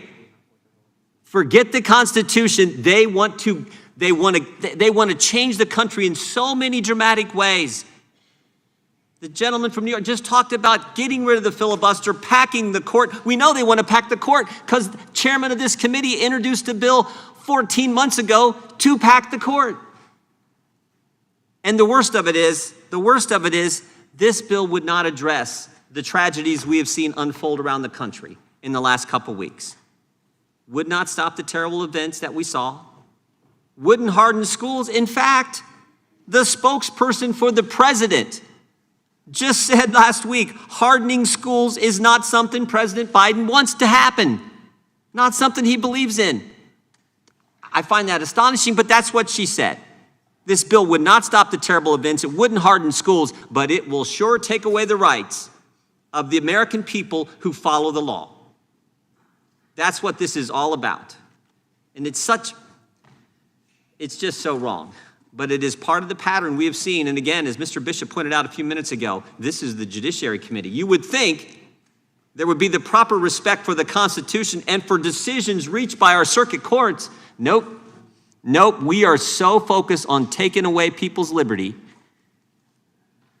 It's frightening to me when you put it all in context and you think about what the Democrats are trying to do to First Amendment liberties, now to Second Amendment liberties. This is what frightens the American people, and that's why we should vote this bill down, and we should come together as a bipartisan in a bipartisan way to figure out what we can do to help make schools safe, make sure that people are properly trained there, make sure the facility is the way it needs to be. We're all for that, but we're not for taking away this. We're not for taking away Second Amendment liberties, not for ending the Second Amendment like they want to do. Mr. Chairman, I would yield to the gentleman from North Carolina, Mr. Bishop. I thank the ranking member. Quote, we must dismantle white supremacy in all aspects of our society, and that means moving funding away from police departments and toward programs that improve public safety by helping to address the roots of systemic inequality. The gentleman from New York, the gentleman who just told us who he is, and I believe him. Except what the gentleman from New York described is annihilating the Second Amendment without repealing it in the manner contemplated by the Constitution of the United States. Would the gentleman yield? Understand what we are up against, because he just Would the told gentleman us. yield? He just told us, Will the gentleman from and I Ohio believe yield? him. I yield back to the gentleman from Ohio. Mr. Chairman, I yield back. Thank you. I wasn't aware that Michael Moore was a Democratic member of the House. For what purpose does the gentlelady from Washington seek recognition? Mr. Chairman, I move to strike the last word. Gentlelady's recognized. Mr. Chairman, we originally called this markup to make a vow to the families of the 21 people, including 19 children and 2 teachers who were murdered last week in the 27th school shooting this year. A vow to the families of the 10 people killed in a supermarket by an 18-year-old gunman in Buffalo, New York, just 2 weeks before Uvalde, Texas. A vow to the families of so many mass shootings who have channeled their anger and their grief into pushing for action from Congress to take life-saving measures by passing legislation for common sense, necessary, life-saving gun reforms through the House of Representatives, and demanding that the Senate act to stop the insanity of mass shootings that plagues our country. And yet, before we could even have this hearing today, before the funerals have been held for those who died in Uvalde, just last night, America experienced another mass shooting at the St. Francis Medical Building in Tulsa, Oklahoma. At least 4 people died, people who themselves were working to save lives, people who were parents who left behind children, people who should be alive today. Reports from the scene detail the shooter carrying 2 guns, one an AR-style semi-automatic rifle, like the one used in the Uvalde massacre, but just yesterday, carrying those 2 guns through the medical buildings before the shooting began. And because of Oklahoma's open carry law, hospital personnel were unable to do anything before the shooter began his rampage. And while we don't know the details, let me remind you that Republicans, in their never-ending pursuit to increase the number of guns on our streets and in our schools, passed laws in Oklahoma so that no permit is needed to purchase a firearm from a private individual, no waiting period is required to purchase a firearm, and no firearm registration is required in the state. In Oklahoma, anyone over the age of 21 can openly carry a firearm, including an AR-15, without a license or registration. Weapons that can cause mass devastation are subject to less common sense safety measures than cars or motorcycles. The children of Uvalde are all of our children. The parents in Buffalo and Oklahoma are all of our parents. This is our responsibility, and it doesn't have to be this way. Today, we have a chance to say no more, to refuse to allow our schools and our supermarkets, our hospitals and our theaters, our public places turned into war zones where children hide terrified under desks or in closets, or doctors in medical facilities don't know if they are going to save a life or have their own taken away. Do not tell me that the answer to this is to put even more guns on the streets or to militarize our schools or our theaters or our hospitals with metal detectors and cops. Do not talk about taking away fundamental freedoms when what we are doing by refusing to pass sensible reforms is taking away the fundamental freedom for children to go to school and play and live. And don't tell me that the answer to this is just about mental health. We certainly have mental health challenges that we have to respond to, but countries around the world have similar mental health challenges, but no other modern, wealthy country has these mass shootings as we do. What sets us apart, sadly, is the enormous number of guns and lack of regulation around guns, and most importantly, the lack of political will from Republicans to respond to these mass shootings. When other countries have had a major mass shooting, they have responded, and it has worked. In March of 1996, Great Britain experienced the deadliest mass shooting in its history at an elementary school. The shooter murdered 16 children and their teacher and injured 15 others. And in response, the British Parliament banned high-caliber pistols. Since then, there has been not a single shooting in the UK. 6 weeks later, the deadliest single-person mass shooting in Australia and the third worst in the world occurred in Tasmania, killing 35 people and wounding 23. Australia passed sweeping reforms, including banning nearly all semi-automatic rifles and shotguns and launching a program to buy back over 600,000 firearms. And since then, there has been only one mass shooting in Australia. Other countries have responded to gun violence with decisive action that effectively wiped away mass shootings. And meanwhile, the United States makes up 4% of the global population, but close to 15% of firearm deaths worldwide. So do not tell me that we don't know what works. We know what works. We know that what we need to do is to pass this bill and say yes to saving lives for our children and our families. Let's do what is right. The gentlelady yield back? I do. Gentlelady yields back. For what purpose does Mr. Stubbe seek recognition? Move to strike the last word. Gentleman is recognized. In the filibuster, expand the court, take away your constitutional rights under the Second Amendment. Well, we just heard that that's exactly what the Democrats want to do here today and in the House in this coming week. On Monday, Biden stated a 9mm bullet blows the lung out of the body. And I quote, so the idea of these high caliber weapons is there's simply no rational basis for it in terms of thinking about self-protection.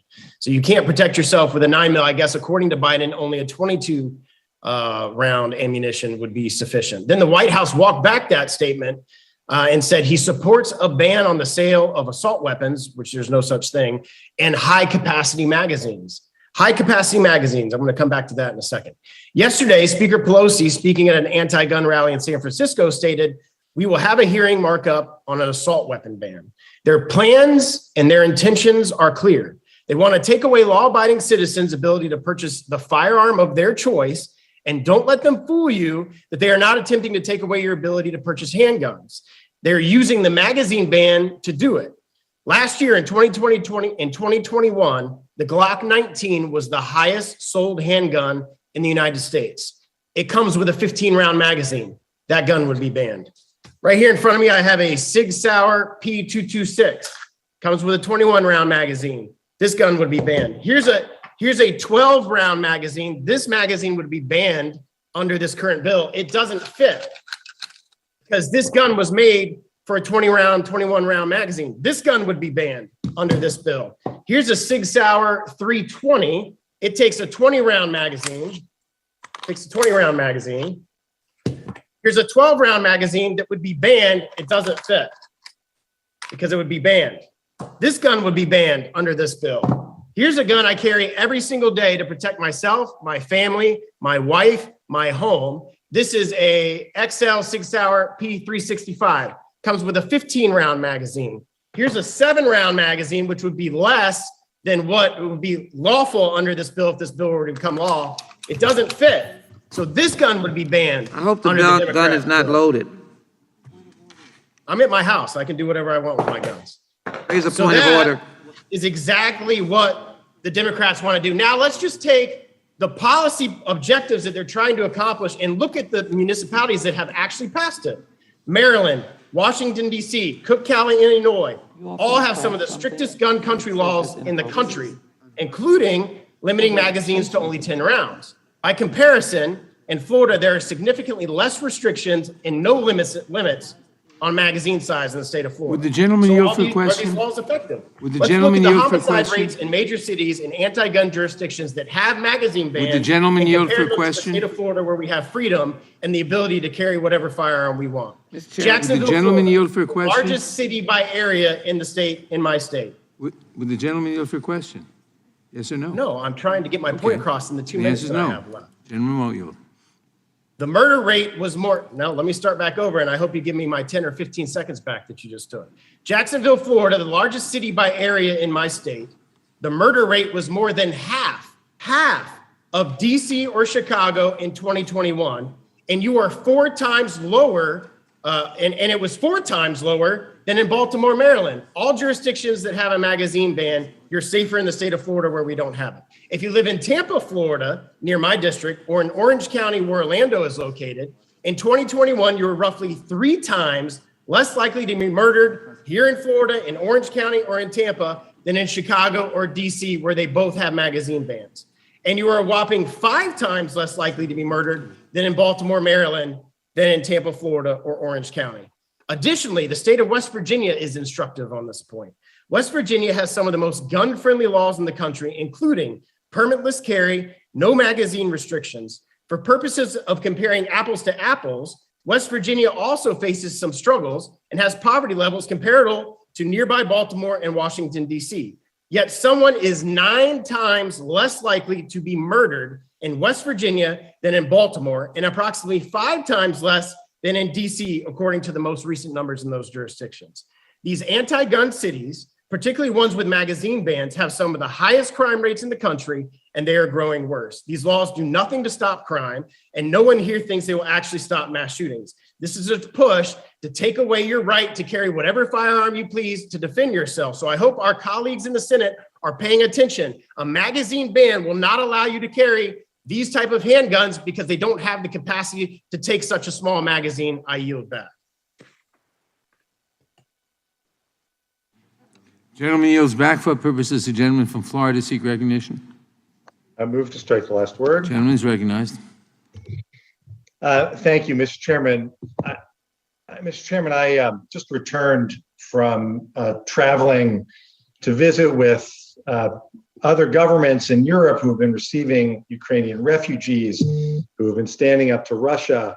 It was an important series of meetings, but every single meeting started with expressions of sympathy and condolences and questions about how it is that the United States continues to have this horrific gun violence problem. I thought it would be important just to respond to some of what we've heard and to make clear what we're actually doing here. First of all, to the ranking member and to Mr. Bishop, I so resent being told that I don't care about the Constitution. We all do, and you know it's not true. Yes, there's a Ninth Circuit decision. There are also other circuits who have come down the other way. And when you refer to Heller, I think it's important to point out the words of Justice Scalia in the Heller decision when he said, like most rights, the right secured by the Second Amendment is not unlimited, who then went on to explain exactly how. So let's at least be clear that what's happening here, first of all, is constitutional. Now let's talk about what we're trying to do. We already passed legislation to require a check of one's background to make sure you don't have a violent history. There's nobody who's watching this who thinks that if you have a violent history, you should be able to buy a firearm. That's just straightforward. That's what we already passed, and that's what the Senate needs to bring up and pass. And look at what's in this bill. Raise the age for purchasing a semi-automatic rifle from 18 to 21. Let's also acknowledge that in America, you can't buy a handgun unless you're 21. That somehow hasn't been brought up today. By the way, you also can't buy a drink and you can't buy tobacco unless you're 21 either, but you can go in and you can buy a semi-automatic assault rifle, which, by the way, for every time someone sits in this meeting and says, well, nothing we're doing here would have prevented this.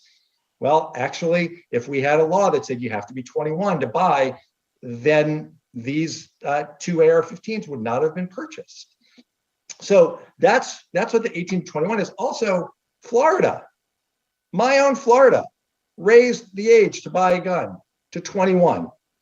It's a really important step that we can take. Also, we'll be voting, before I get back to this, we'll be voting on red flag laws, which Florida passed, which have now been used 5,800 times to make sure that people with violent histories don't do harm to themselves or to others. Florida did that. We want federal offenses for gun trafficking and straw purchases because we don't want people to feel that they're able to simply bring guns to cities that don't have restrictions, don't buy them where they don't have restrictions, take them to other cities. We're tough on crime in this committee, right? We all ought to be supportive of cracking down on gun traffickers who put people's lives at risk. Safe storage of firearms. Look, if you have a child in your house, my guess is for every one of my colleagues on this committee who owns a firearm, you store it safely. But shouldn't everyone, if they have a child in their house, have to store their firearm safely? That's what this bill does. Bump stocks, Let's remember what bump stocks are. Bump stocks in Las Vegas allowed the shooter to fire off his gun as to do it more rapidly, to do it almost as a fully automatic rifle. Well, President Trump wanted to get rid of those. We're getting rid of them here. Everybody ought to be supportive of that. And then finally, on high capacity magazines, all we're doing is limiting the capacity. And we're not banning guns. We're not taking anyone's guns away. We're not taking anyone's magazine away either. We're limiting it. And you know why? Because when a shooter goes into a school and has to reload, or goes anyplace else where there are mass shootings, which is everywhere, and has to reload, it provides an opportunity for someone to stop him and stop the killing. That's what that's about. And I'll finish with this. Look, I completely agree. We ought to be working together on school safety issues. We ought to pass the Luke and Alex School Safety Act. We ought to pass the Eagles Act.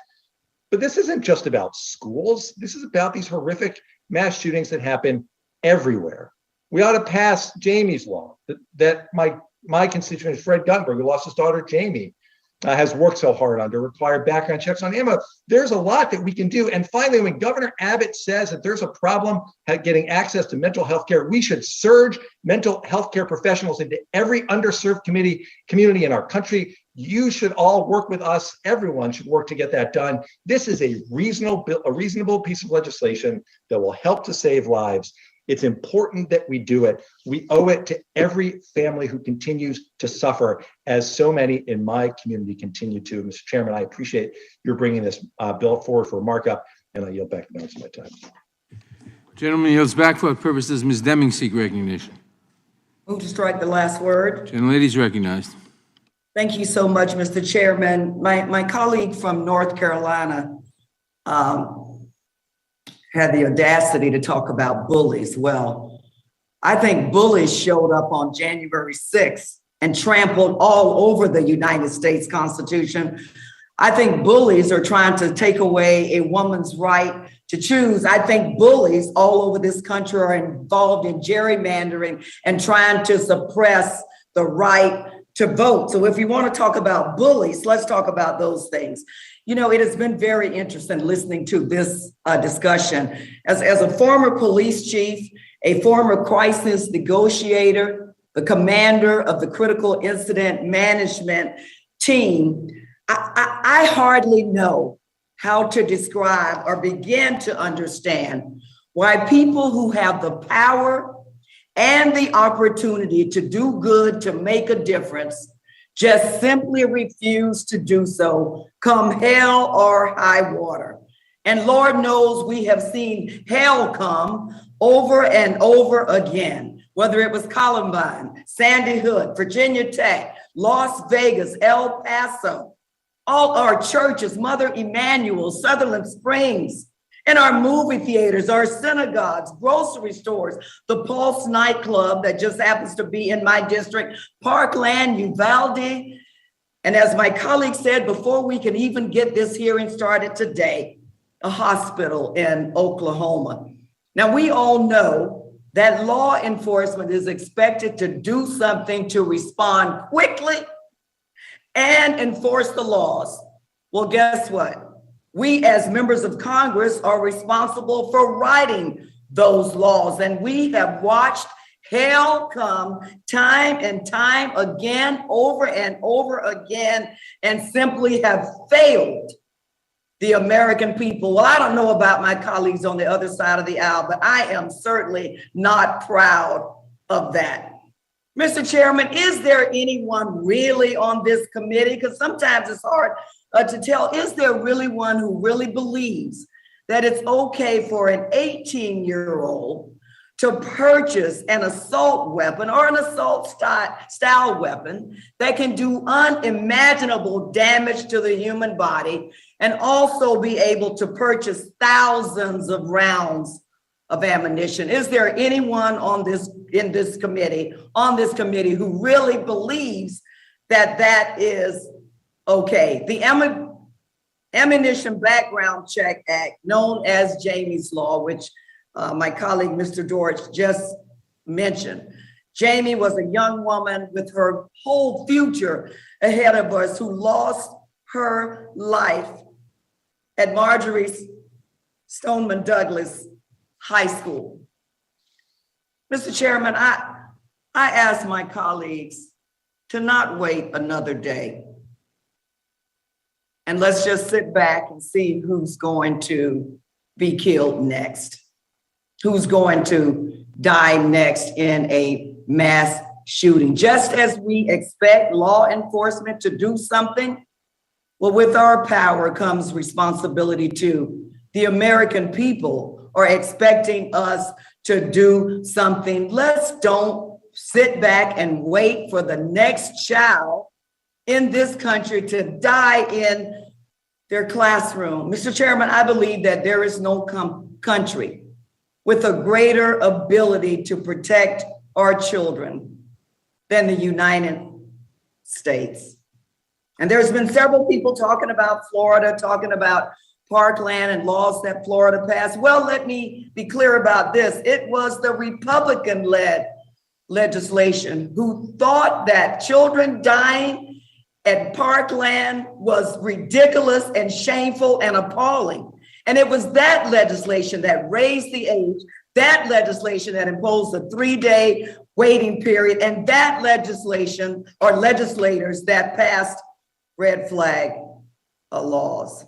Somehow, through all of the politics that we see played today, they remembered, as we talk about constitutional rights, they remembered the rights of our children not to die by gunfire in the classroom. But you know what? They don't spend all of their time in the classroom. They go to church, they go to the balls, they go to the movie theater. We will be held accountable for acts of omission and commission. May heaven help us. Mr. Chairman, I yield back. The gentlelady yields back. For what purpose is Mr. Buck-seek recognition? Strike the last word. Gentleman is recognized. Thank you, Mr. Chairman. Mr. Chairman, it is terribly sad what's happened in this country in the last few weeks and in the last few years, frankly. I was a federal prosecutor when Columbine happened and was part of a group that went into the school the day after. And what I saw was terrible. I had young children in school, and it impacted me and those with me and frankly, all of America. Living in Colorado, I've also experienced the Aurora school shooting, the Aurora theater shooting up close. And certainly recently the Boulder grocery store shooting. But one thing I've learned from law enforcement and one thing I've learned from being involved in these particular shootings and also observing what's happening in our country, these laws will not help the situation. And frankly, I will vote against the bill that has been proposed. It is a problem when we tell the American people that we have solutions, and we don't have easy solutions for what's happening right now. We need to hold hearings. We need to examine the underlying causes. There are some ideas that I think would be helpful in terms of hardening schools and some other ideas. Gun-free school zones have been a failure.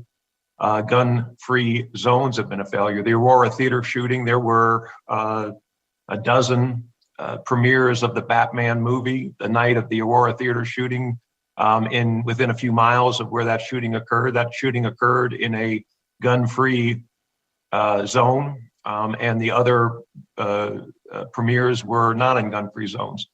Did the shooter take that into account? I don't know. But it's clear that disarming Americans is not a way to reduce gun violence. We've seen assault weapons bans. The assault weapon ban that was in place, the federal assault weapon ban that was in place for 10 years, we saw a violent gun crime increase during that time. It did not reduce violent gun crime in America. These bills that have been presented, the Safe Storage Act, Ethan's Law, Safe Guns, Safe Kids Act, Closing the Bump Stock, Keep Americans Safe Act, would not have prevented what happened in the last 3 shootings and many other shootings. We have a serious problem involving family, involving drugs, involving mental health. in this country. We have gone the wrong direction in the last 40 or 50 years. We have become a less safe society generally.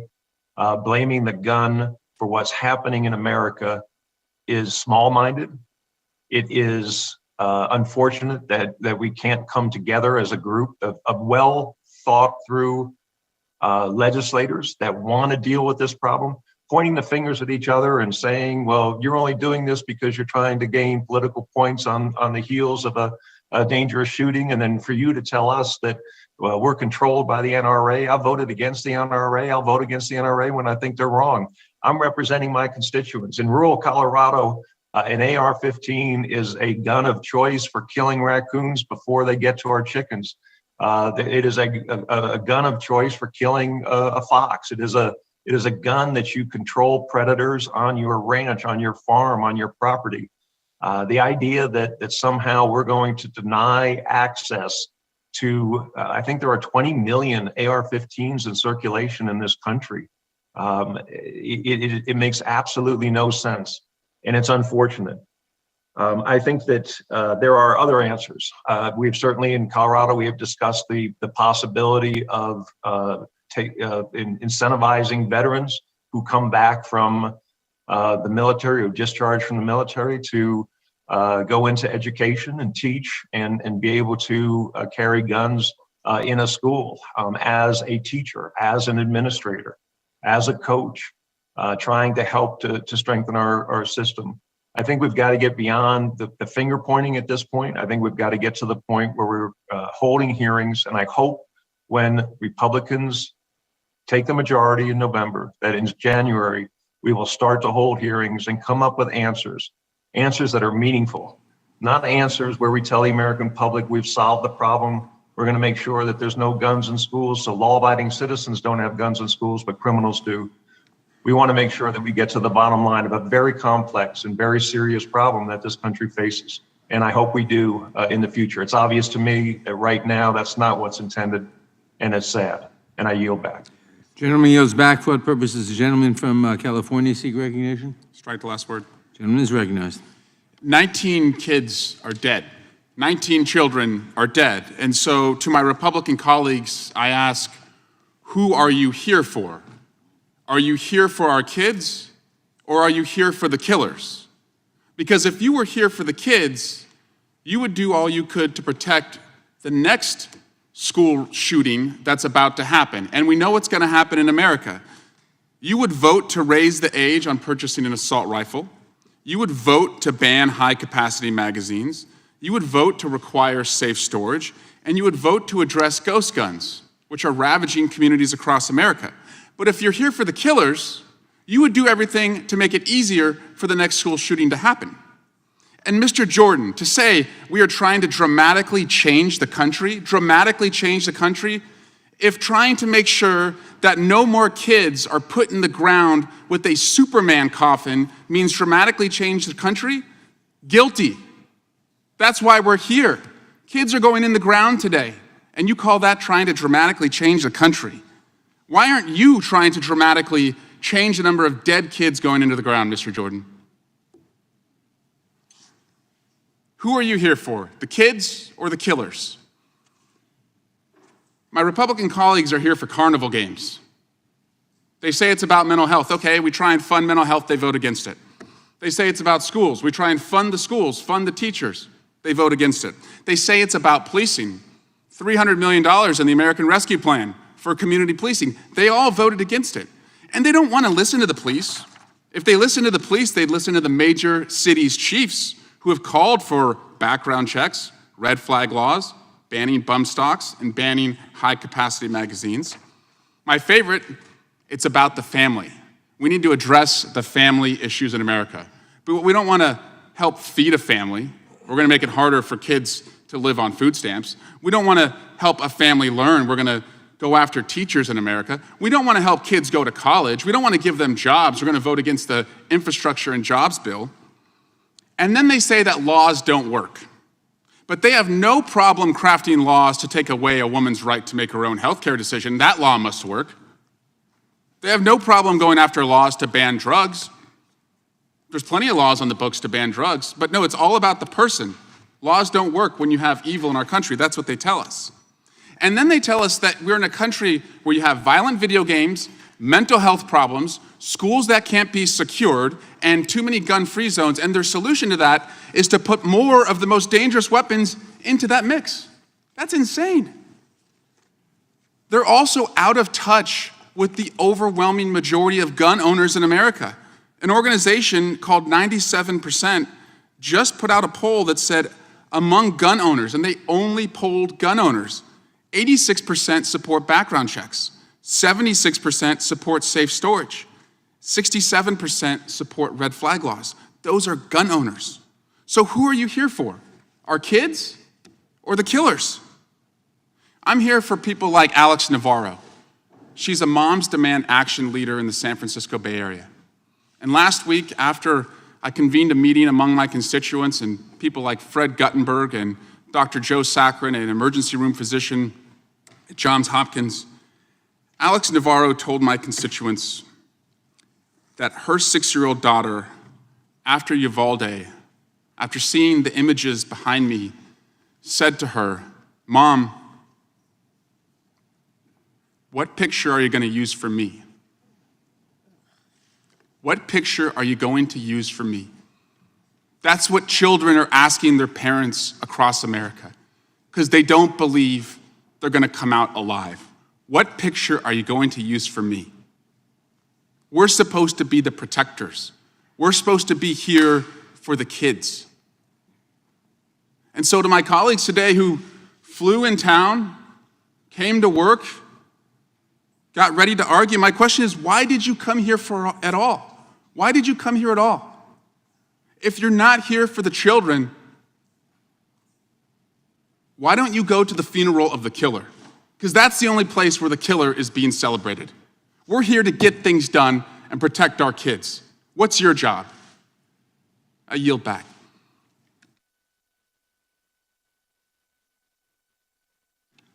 Gentleman yields back. For what purposes, Mr. Gorman seek recognition?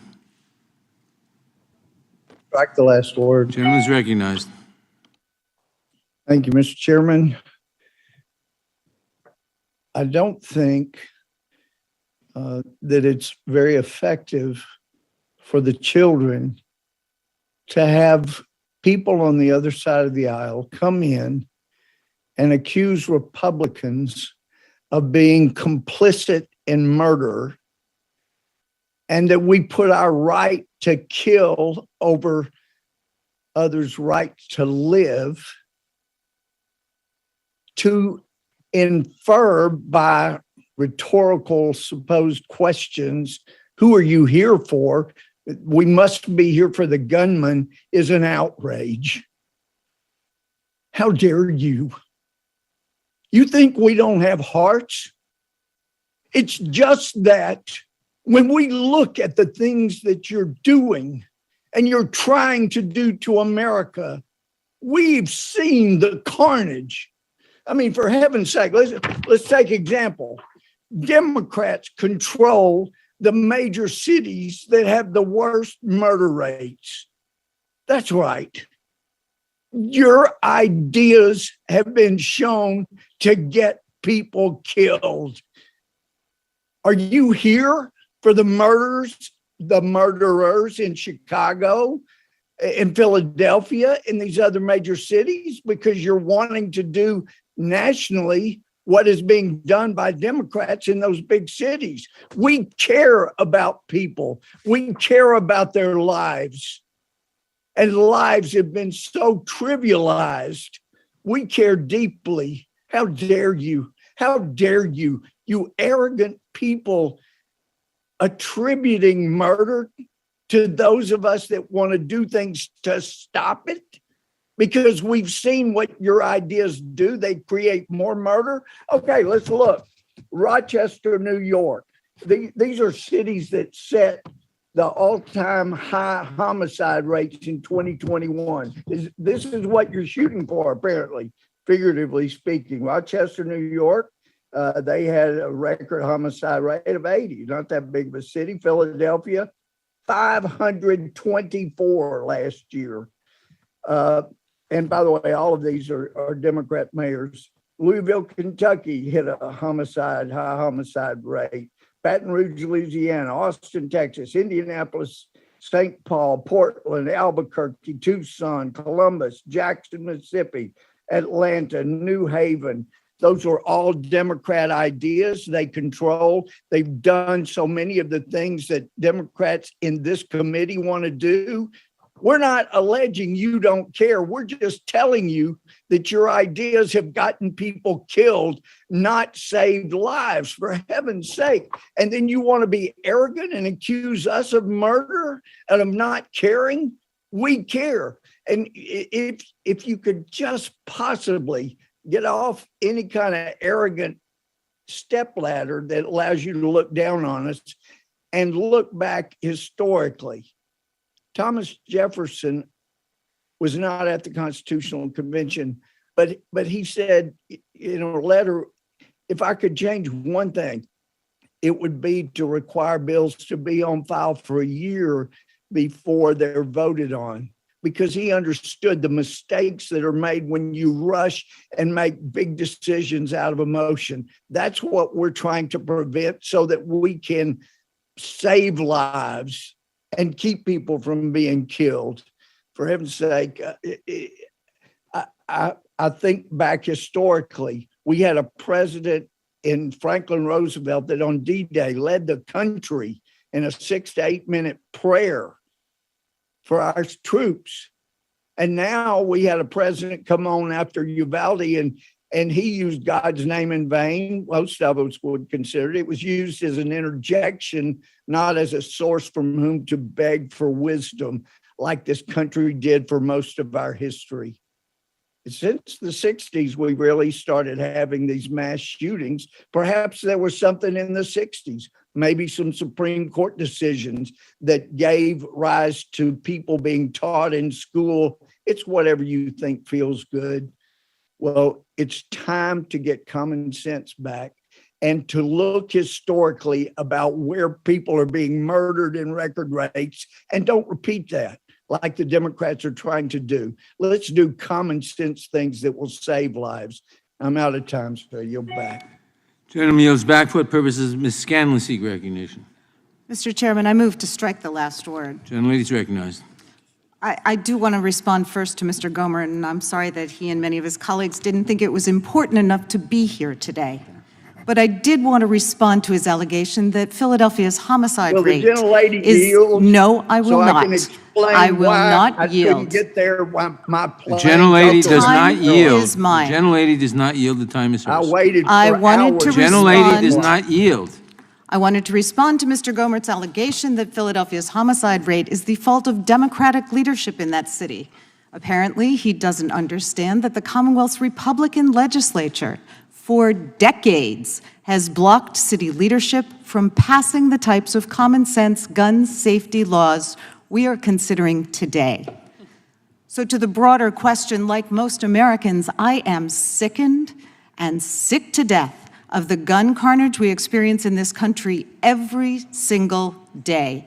I will not sit idly by watching preventable tragedies play out over and over again, day after day, year after year. Whether the children and teachers slaughtered in Texas last week, the community members murdered in Tulsa last night or Buffalo the week before, or the more than a dozen people gunned down in Philadelphia during the Memorial Day weekend. In cities and towns across the country, we are mourning too many people whose lives have been cut short, including children whose lives had barely begun. We are not helpless here. We can change this. We can pass gun violence prevention laws that are constitutional and save lives. All it takes is political courage, a willingness to put Americans' lives above gunmaker profits. Over 2 decades ago, after the Columbine shooting, I rejected helplessness and hopelessness to organize members of my community to join the Million Mom March here in DC. Since then, I've supported groups like Moms Demand Action for Gun Safety and Ceasefire PA, and candidates who are willing to advocate for gun safety laws. And in 2018, I came to Congress along with many of my colleagues, sent here by our constituents to pass common sense gun violence prevention legislation. And I'm not alone. The majority of my constituents and fellow Americans have decided enough is enough as well. They are demanding action from federal and state lawmakers. Gun violence is a big, multifaceted problem, but doing nothing is not a solution. The profits of gun manufacturers cannot be worth more than the lives of our children, our neighbors, our teachers, our doctors, our seniors. The Protecting Our Kids Act will address some of the key enabling conditions for gun violence and make changes that are constitutional, that will make America safer, and that are supported by law enforcement. This is not about repealing the Second Amendment or taking away the guns of responsible gun owners. I want to echo Mr. Deutsch in reminding our colleagues of Justice Scalia's opinion in Heller, in which he said that like the other rights secured by the Bill of Rights, the right secured by the Second Amendment is not without limits. Or as other justices have noted, the Constitution is not a suicide pact. This bill before us is not about being pro-gun or anti-gun. It's about desperately needing to stop gun violence. To my colleagues who oppose each and every common sense gun safety measure, do not insult Americans, our children, our teachers, or the memory of all those we have lost by offering thoughts and prayers with no action. Year after year, decade after decade, as the Bible tells us, faith without works is dead, and we are here to work.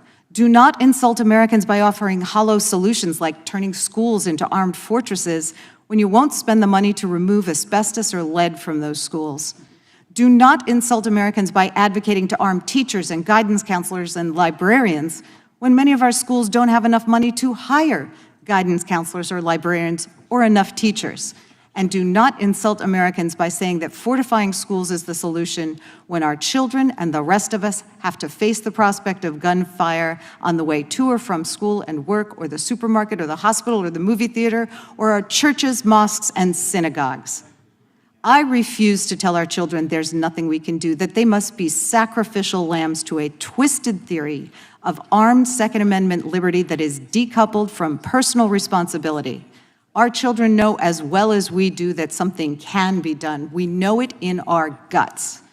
Our children deserve to learn and grow in safety, and we have the power to give our kids a more hopeful and bright future.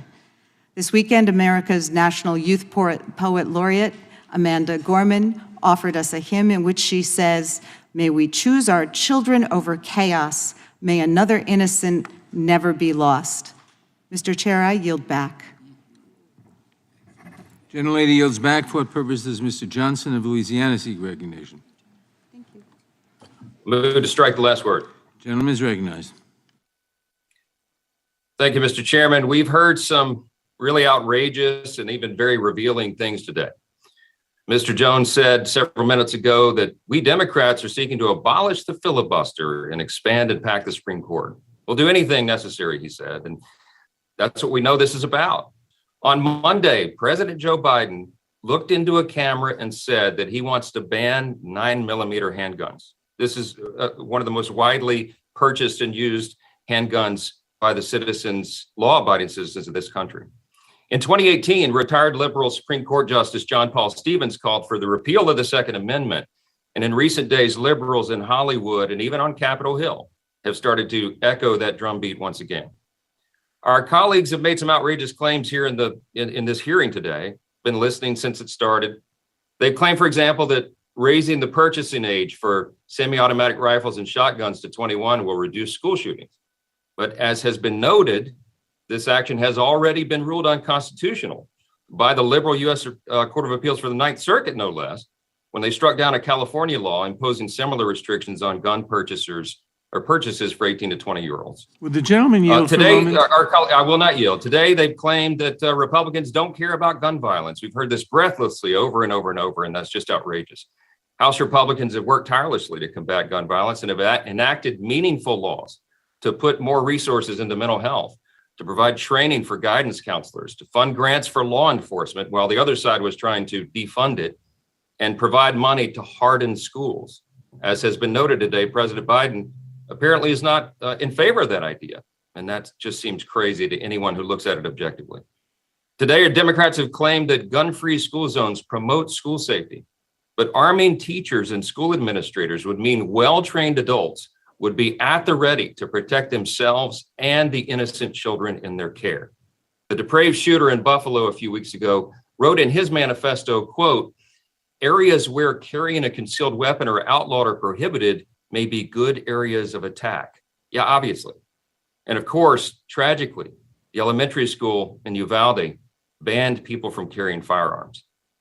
Yesterday, I interviewed for my podcast, Pastor YJ Jimenez. He's a pastor there on the ground who is ministering to the people of that West Texas community who have suffered from such unspeakable loss.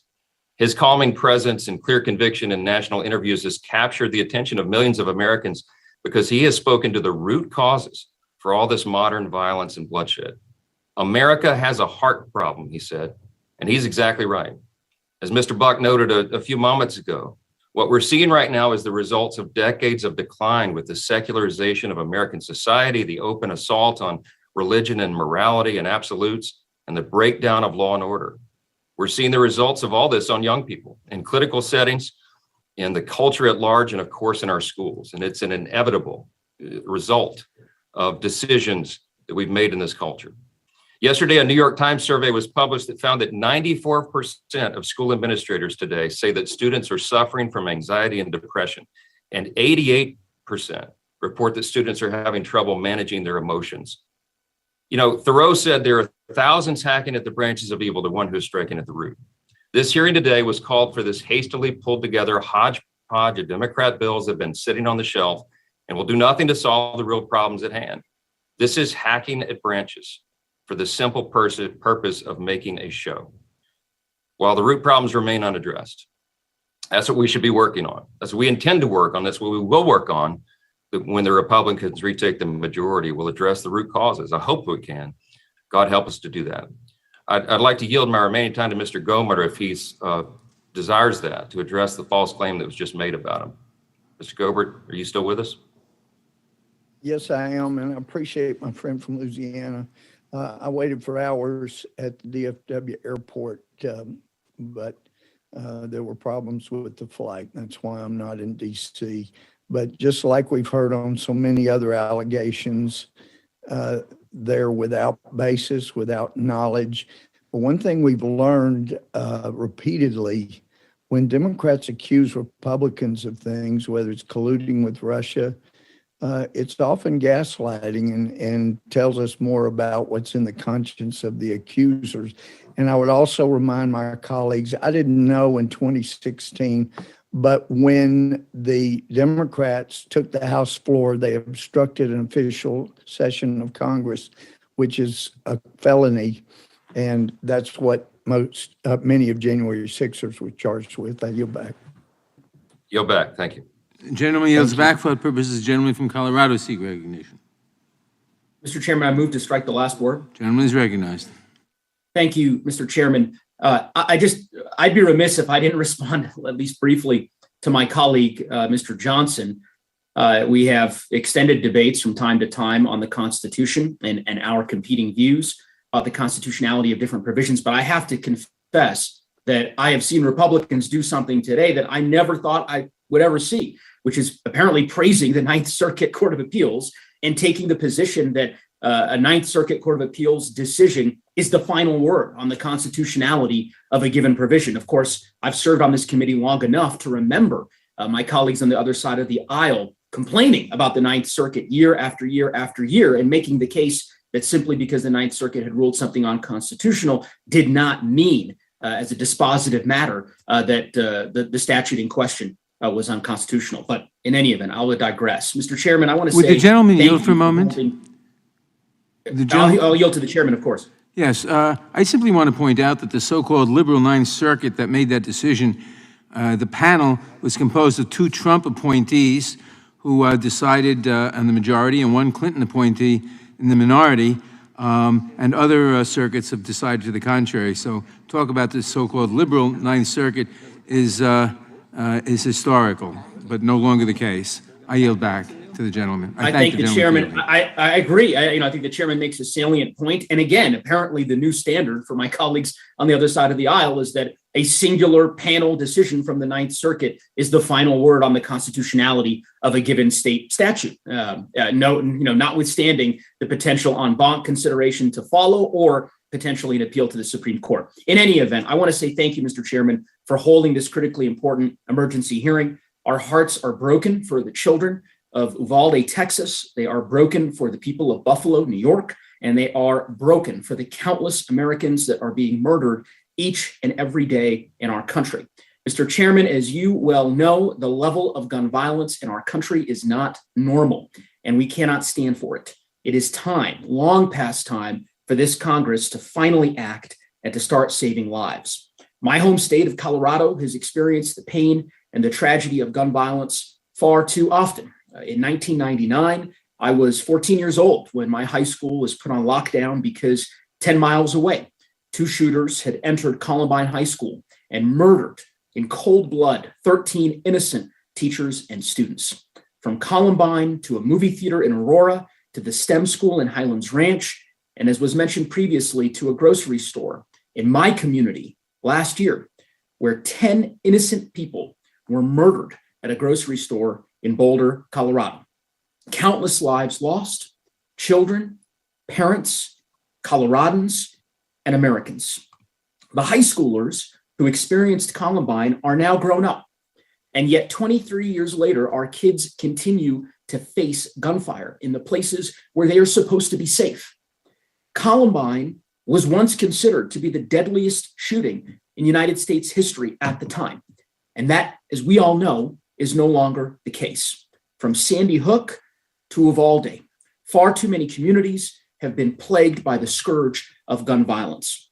As policymakers, we have the opportunity today to do our part in stopping this violence. We have got to do more. We have to act. And today, we are doing precisely that. The Protecting Our Kids Act makes common sense changes to our gun laws that'll save lives. The safe storage requirements, which we passed in Colorado last year, raising the age required to buy semi-automatic rifles from 18 to 21, another common sense measure that I've co-sponsored since I came to Congress. There is more that we can and we must do. And I will certainly keep pushing for the same every day because Boulder can't wait any longer. Colorado can't wait any longer. And our country certainly can't wait any longer. So I thank the chairman again for bringing this bill up for markup today, and I yield back the balance of my time. Gentleman yields back. For what purpose does Mr. Shabbat seek recognition?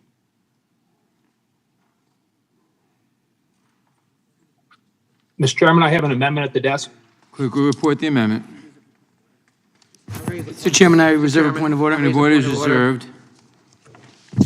Amendment to the amendment in the nature of a substitute to HR 7910 offered by Mr. Chairman, I Shabbat. move that the amendment be considered as read.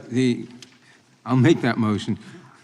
The amendment will be considered as read, and the gentleman is recognized for 5 minutes to explain his amendment. Thank you, Mr. Chairman. As I mentioned in my opening statement, there are several ways in which I believe that we could work together to find some bipartisan solutions to this crisis, and this amendment is one of those possibilities. Following the shooting in Parkland, Florida, as I previously mentioned, former Sheriff Congressman John Rutherford led a bipartisan group of members, including myself, in reauthorizing and expanding the Cops Secure Our Schools grant program. Mr. Chairman, I think somebody is unmuted out there that should mute.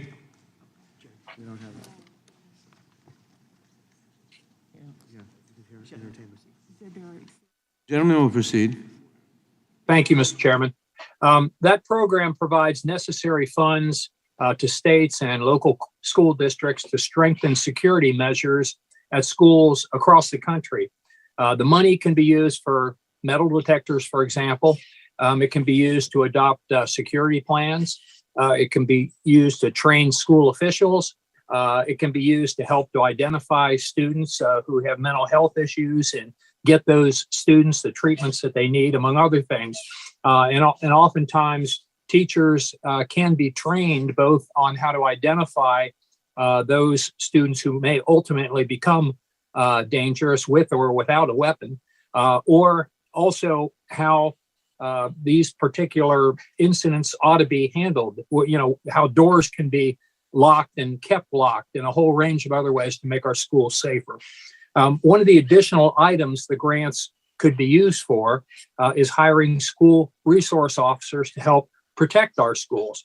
In particular, I think that we should be looking to hire retired police officers. And following Parkland, I met with the head of our local FOP here in Cincinnati, and that was his suggestion. And that was the reason that I had initially offered this and why I've been pushing for this since that time. And we'd like to see that expanded, not just retired police officers, but also honorably discharged military personnel. And they could also serve as resource officers where needed. I know for certain that there are at least a handful of school districts in my district in the greater Cincinnati area that either cannot find any school resource officers or cannot find as many as they'd like to hire because of lack of available personnel that have the necessary training. Obviously, I won't name those districts or those schools and expose any potential security vulnerabilities, but I'm sure that if this problem exists in Cincinnati, it exists in other parts of the country as well.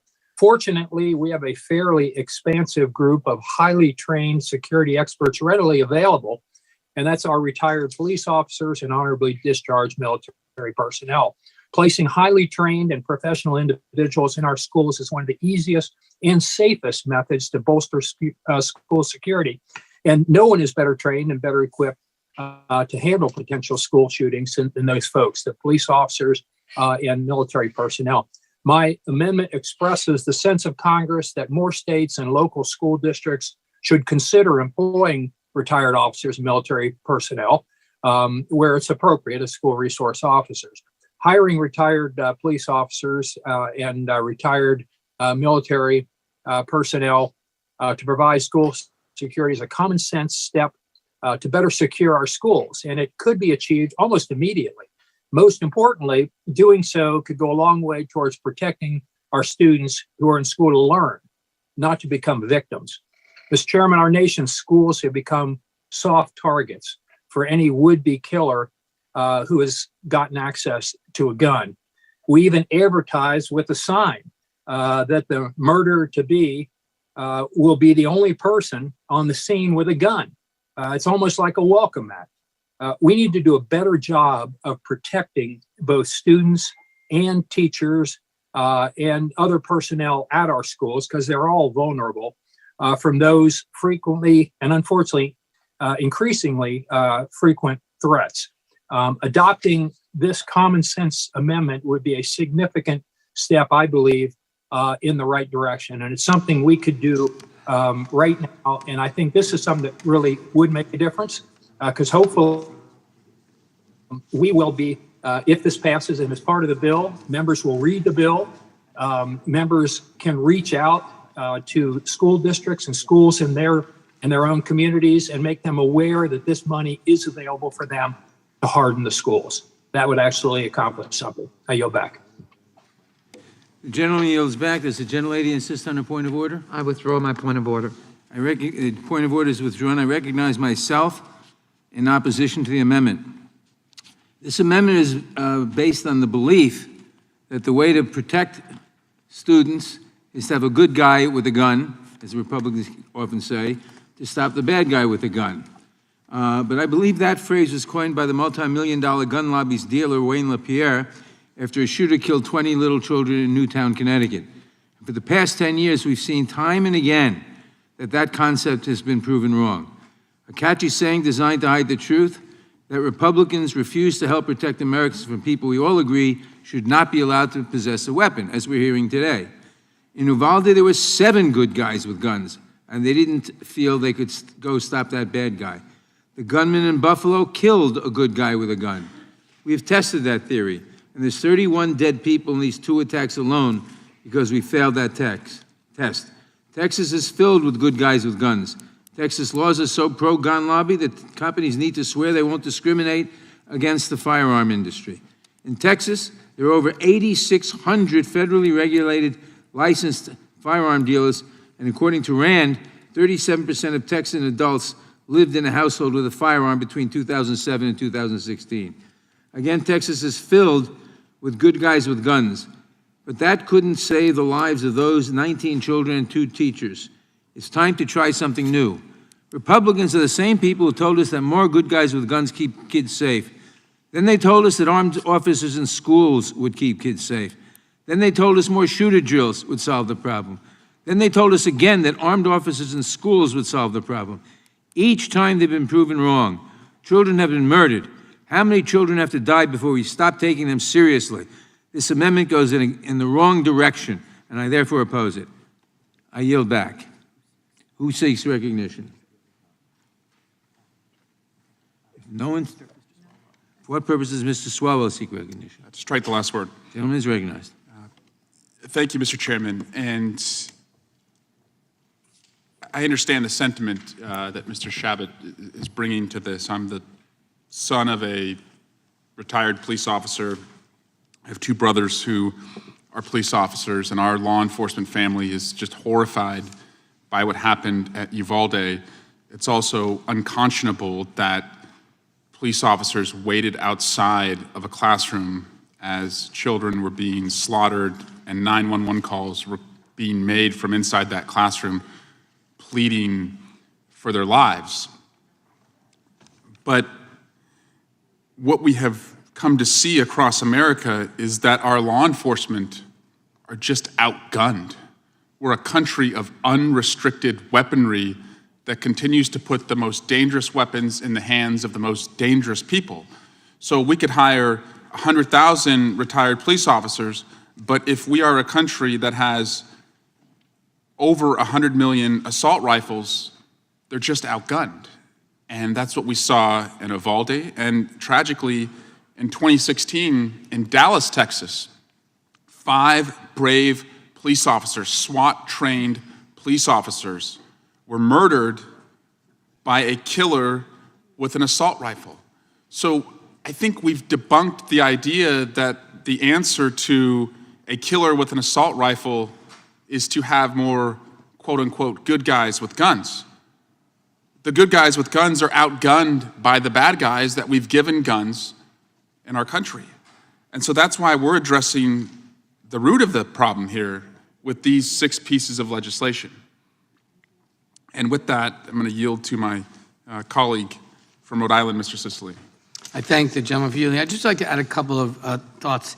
And the first is, I don't think there is a single incident, and maybe there's one, but I've not found one, of an assailant using an assault weapon that was stopped by a person with a gun. So this is maybe there's one of the thousands and thousands and thousands of shootings. But the truth of the matter is, school resource officers are an important response to school safety. I was a mayor of a city, we hired school resource officers. But what I also know is it requires special training to be a school resource officer, and it's up to local communities to decide where that's appropriate, what schools they want to use school resource officers in. And so having someone who's a retired police officer or someone who used to be in the Army may not actually be the best person to be in that position. And in addition to that, I think the COPS program that you reference here requires the hiring of police officers. And so I think we're urging the sense of Congress is actually to violate the requirements of the COPS program.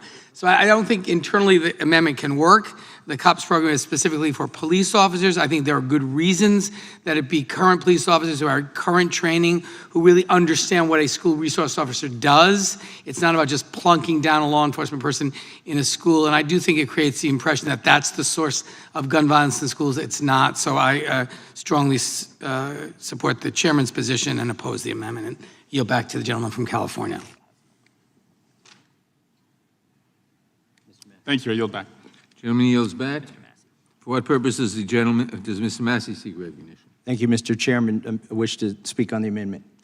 Gentleman is recognized. Well, the Democrats, I don't know if they're just in willful ignorance of what happens in this country or they're being deceptive today, but would like to introduce into the record a list of cases where concealed handgun permit holders have likely stopped mass public shootings. This is from crimeresearch.org. It was published May 27th, 2022. Without objection. I'll read from this list, and I'm going to run out of time, but I'll try to make each of these summaries brief because there are dozens of instances. Even though the media doesn't want to report them, sometimes they get reported. Just this week, last week, May 25th, 2022, Charleston, West Virginia. Here, a man with an extensive criminal history started firing an AR-15 style firearm into a crowd. Fortunately, a woman who was legally carrying a gun was there to stop the attack. She shot the attacker. It ended before anybody got hurt. South Fulton, Georgia, May 3rd, 2022, a teenager started firing his gun at multiple people. There was a large number of people present at the park because of an anti-violence riot. South Fulton, Georgia, this comes from a news report. Meadows said the men involved in the shootout with Hambrick have been cooperative and will likely not be charged since the teenager fired the first shot. After having reviewed most of the witnesses' statements, it appears that the descendant, Mr. Hambrick, discharged his weapon first, and as a result of that, there was an exchange of gunfire between him and two individuals, good guys with the gun. Portland, Oregon, February 19th, 2022. Homeowner allegedly confronted participants at a racial justice demonstration Saturday night before pulling out a handgun and shooting multiple people in the crowd, leaving one woman dead and several others injured. The shooting ended when a person with the group of demonstrators who is licensed to conceal carry a firearm fired back, striking the homeowner in the hip. Again, a good guy with a gun stops the shooting. Lancaster, Pennsylvania, October 17th, 2021. On Sunday, October 17th, 4 people were injured after a fight between two teenagers at Lancaster Park. City Center Mall escalated into a shooting this past weekend. A 16-year-old who was illegally carrying a gun started the shooting, but it could have been much worse were it not for concealed handgun permit holder. A bystander armed with a gun intervened in the shooting one of the participants. The unidentified bystander who legally possessed the firearm had heard gunshots related to the fight between two males that knew each other, police said. The bystander remained on the scene until security and police arrived. Syracuse, New York, August 31st, 2021. The district attorney credited a property manager with saving the lives of several individuals after he pulled out a legally possessed 9mm handgun, the very gun that Joe Biden wants to ban, and fatally wounded a man who opened fire on a crowd outside a building. San Antonio, Texas, August 11, 2021. A woman who crashed into a parked car in San Antonio's West Side neighborhood climbed out of her vehicle and began shooting indiscriminately at people who came out of their homes and rushed to aid her. The armed resident fired back and shot the driver to death, ending the violent threat to the neighborhood. And that was a good guy with a gun, or good gal with a gun sometimes. Fort Myers, Florida, July 22nd, 2021. A man who was a convicted felon and illegally possessing a gun fired multiple shots into a crowd before a bystander returned fire. When the bystander confronted the attacker, he stopped attacking and threw his gun in a parking lot. Fortunately, no one was injured in the attack. Chicago, Illinois, July 4th, 2021. It seems likely that if the concealed handgun permit holder hadn't intervened in this case, there would have been at least 3 deaths instead of just the one woman. Arvada, Colorado, June 21st, 2021. The attacker and 2 other people were killed in this attack. A good Samaritan who was killed in a shooting in Alvarado, Colorado. He did not hesitate. He didn't stand there and think about it. He totally heard the gunfire, went to the door, saw the shooter, and immediately ran in that direction. I just want to make sure his family knows how heroic he was. Toronto said he witnessed Hurley confront the gunman. Mr. Hurley shot him. I think I heard 6 shots from his gun, maybe 5. Police chief said Hurley is a true hero who likely disrupted what could have been a larger loss of life. I'm running out of time, but Fort Smith, Arkansas, May 15th, 2021, Zachary Arnold, 26, fatally shot Lois Hicks, 87, in her apartment, then began shooting at other people in neighborhood apartments. Wallace A. West, 58, used a rifle, not a concealed handgun, to stop the attack. Metairie, Louisiana, February 20th, 2021, having murdered 2 people and wounded a couple of others, it's clear that the attacker intended to kill as many people as possible. The quick response by people with concealed handgun permits stopped the attack. I could go on forever. I'm submitting this document. Hopefully my colleagues who sit here and keep saying that a good guy with a gun never stops a bad guy with a gun will read this document. Thank you, and I yield back. Gentleman yields back for what purposes. Gentlelady from Texas seek recognition. Strike the last word. Gentlelady is recognized. I always look forward to working with the gentleman from Ohio, and I recognize the intent behind this legislation. I would offer to him that the very essence of his amendment is already covered. There's already opportunity to do that for school districts to define who they bring into their school. I think it's worthy to take note of the fact that the Robb Elementary School had a good guy with a gun that was nowhere to be found. Tragic. I think it's worthy to understand that good guys with guns can wind up killing, like a little girl going to dinner in Houston, and some good guy who was robbed way out of the way began to chase her vehicle, driven by her dad, and shot at it. She is dead. So no matter how we try to circumvent, to protect our kids, good guys with guns that can already be handled by school districts and other entities clearly is not the answer. Why are we running away from the crux of the matter? Why are we running away from 19 dead children and 2 beloved teachers and her husband who just died of a broken heart?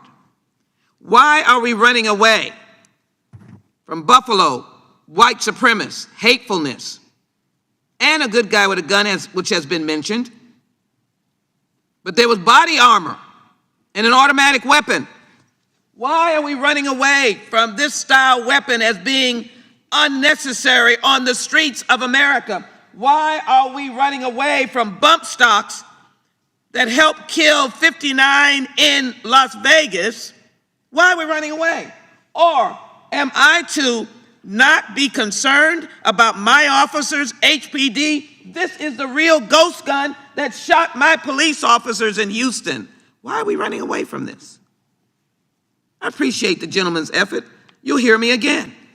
The police have told you that what we're doing is correct. Major chiefs, ban bump stock, reinstate the assault weapons ban, ban high-capacity magazines. Everything that we're intending to do. My good friend in Ohio said, I said we're not finished. You're absolutely right. We're planting the seeds, not hysteria, planting the seeds. I'm standing on good ground. I'm siding with Justice Scalia in the Heller case. Why? Because he indicates there's no unlimited use of guns. He clearly said, or the opinion, along with Miller, finds support in the historical tradition of prohibiting the carrying of dangerous and unusual weapons. These are dangerous and unusual. Someone asked me, are you against all assault weapons? Well, there's a long list in the assault weapons legislation that we're thinking about that are exempted. It's not all of them. So that's why I argue for a 7-day waiting period on automatic weapons. But it's good for my friend, my other friend from Ohio, Chabot, to talk about what schools need to do. They're going to be looking at schools. There is a long document that I will hold up about school security that we've already put forward on the federal level. They have a monster load of plans. But a good guy with a gun was missing in action at the elementary school as the parents are crying and saying. A mother said she was blocked from going in to get her children. She went around the school and broke in. We'll get more facts about that, but the issue is there are tools. But why are we sidestepping the crux of our problem? The fact that guns are not stored, the fact that there are ammunition that should be restrained, the facts that we have trafficking. that the age is ludicrous, and that's why the parents have asked me over and over again, why was an 18-year-old getting a gun? And the grandmother who saw this child get it, his gun was not stored or locked up. Maybe he bought it, but maybe the parents should have had the key. They did not, or maybe when he bought it, there should have been some devices for storing. So again, I'm not going to say anything about Mr. Shabbat's amendment other than it can already be done. And it's not on the crux of what we're doing today. Mr. Cabot sent out a message for them to utilize existing law. But you are moving away from what we're dealing with.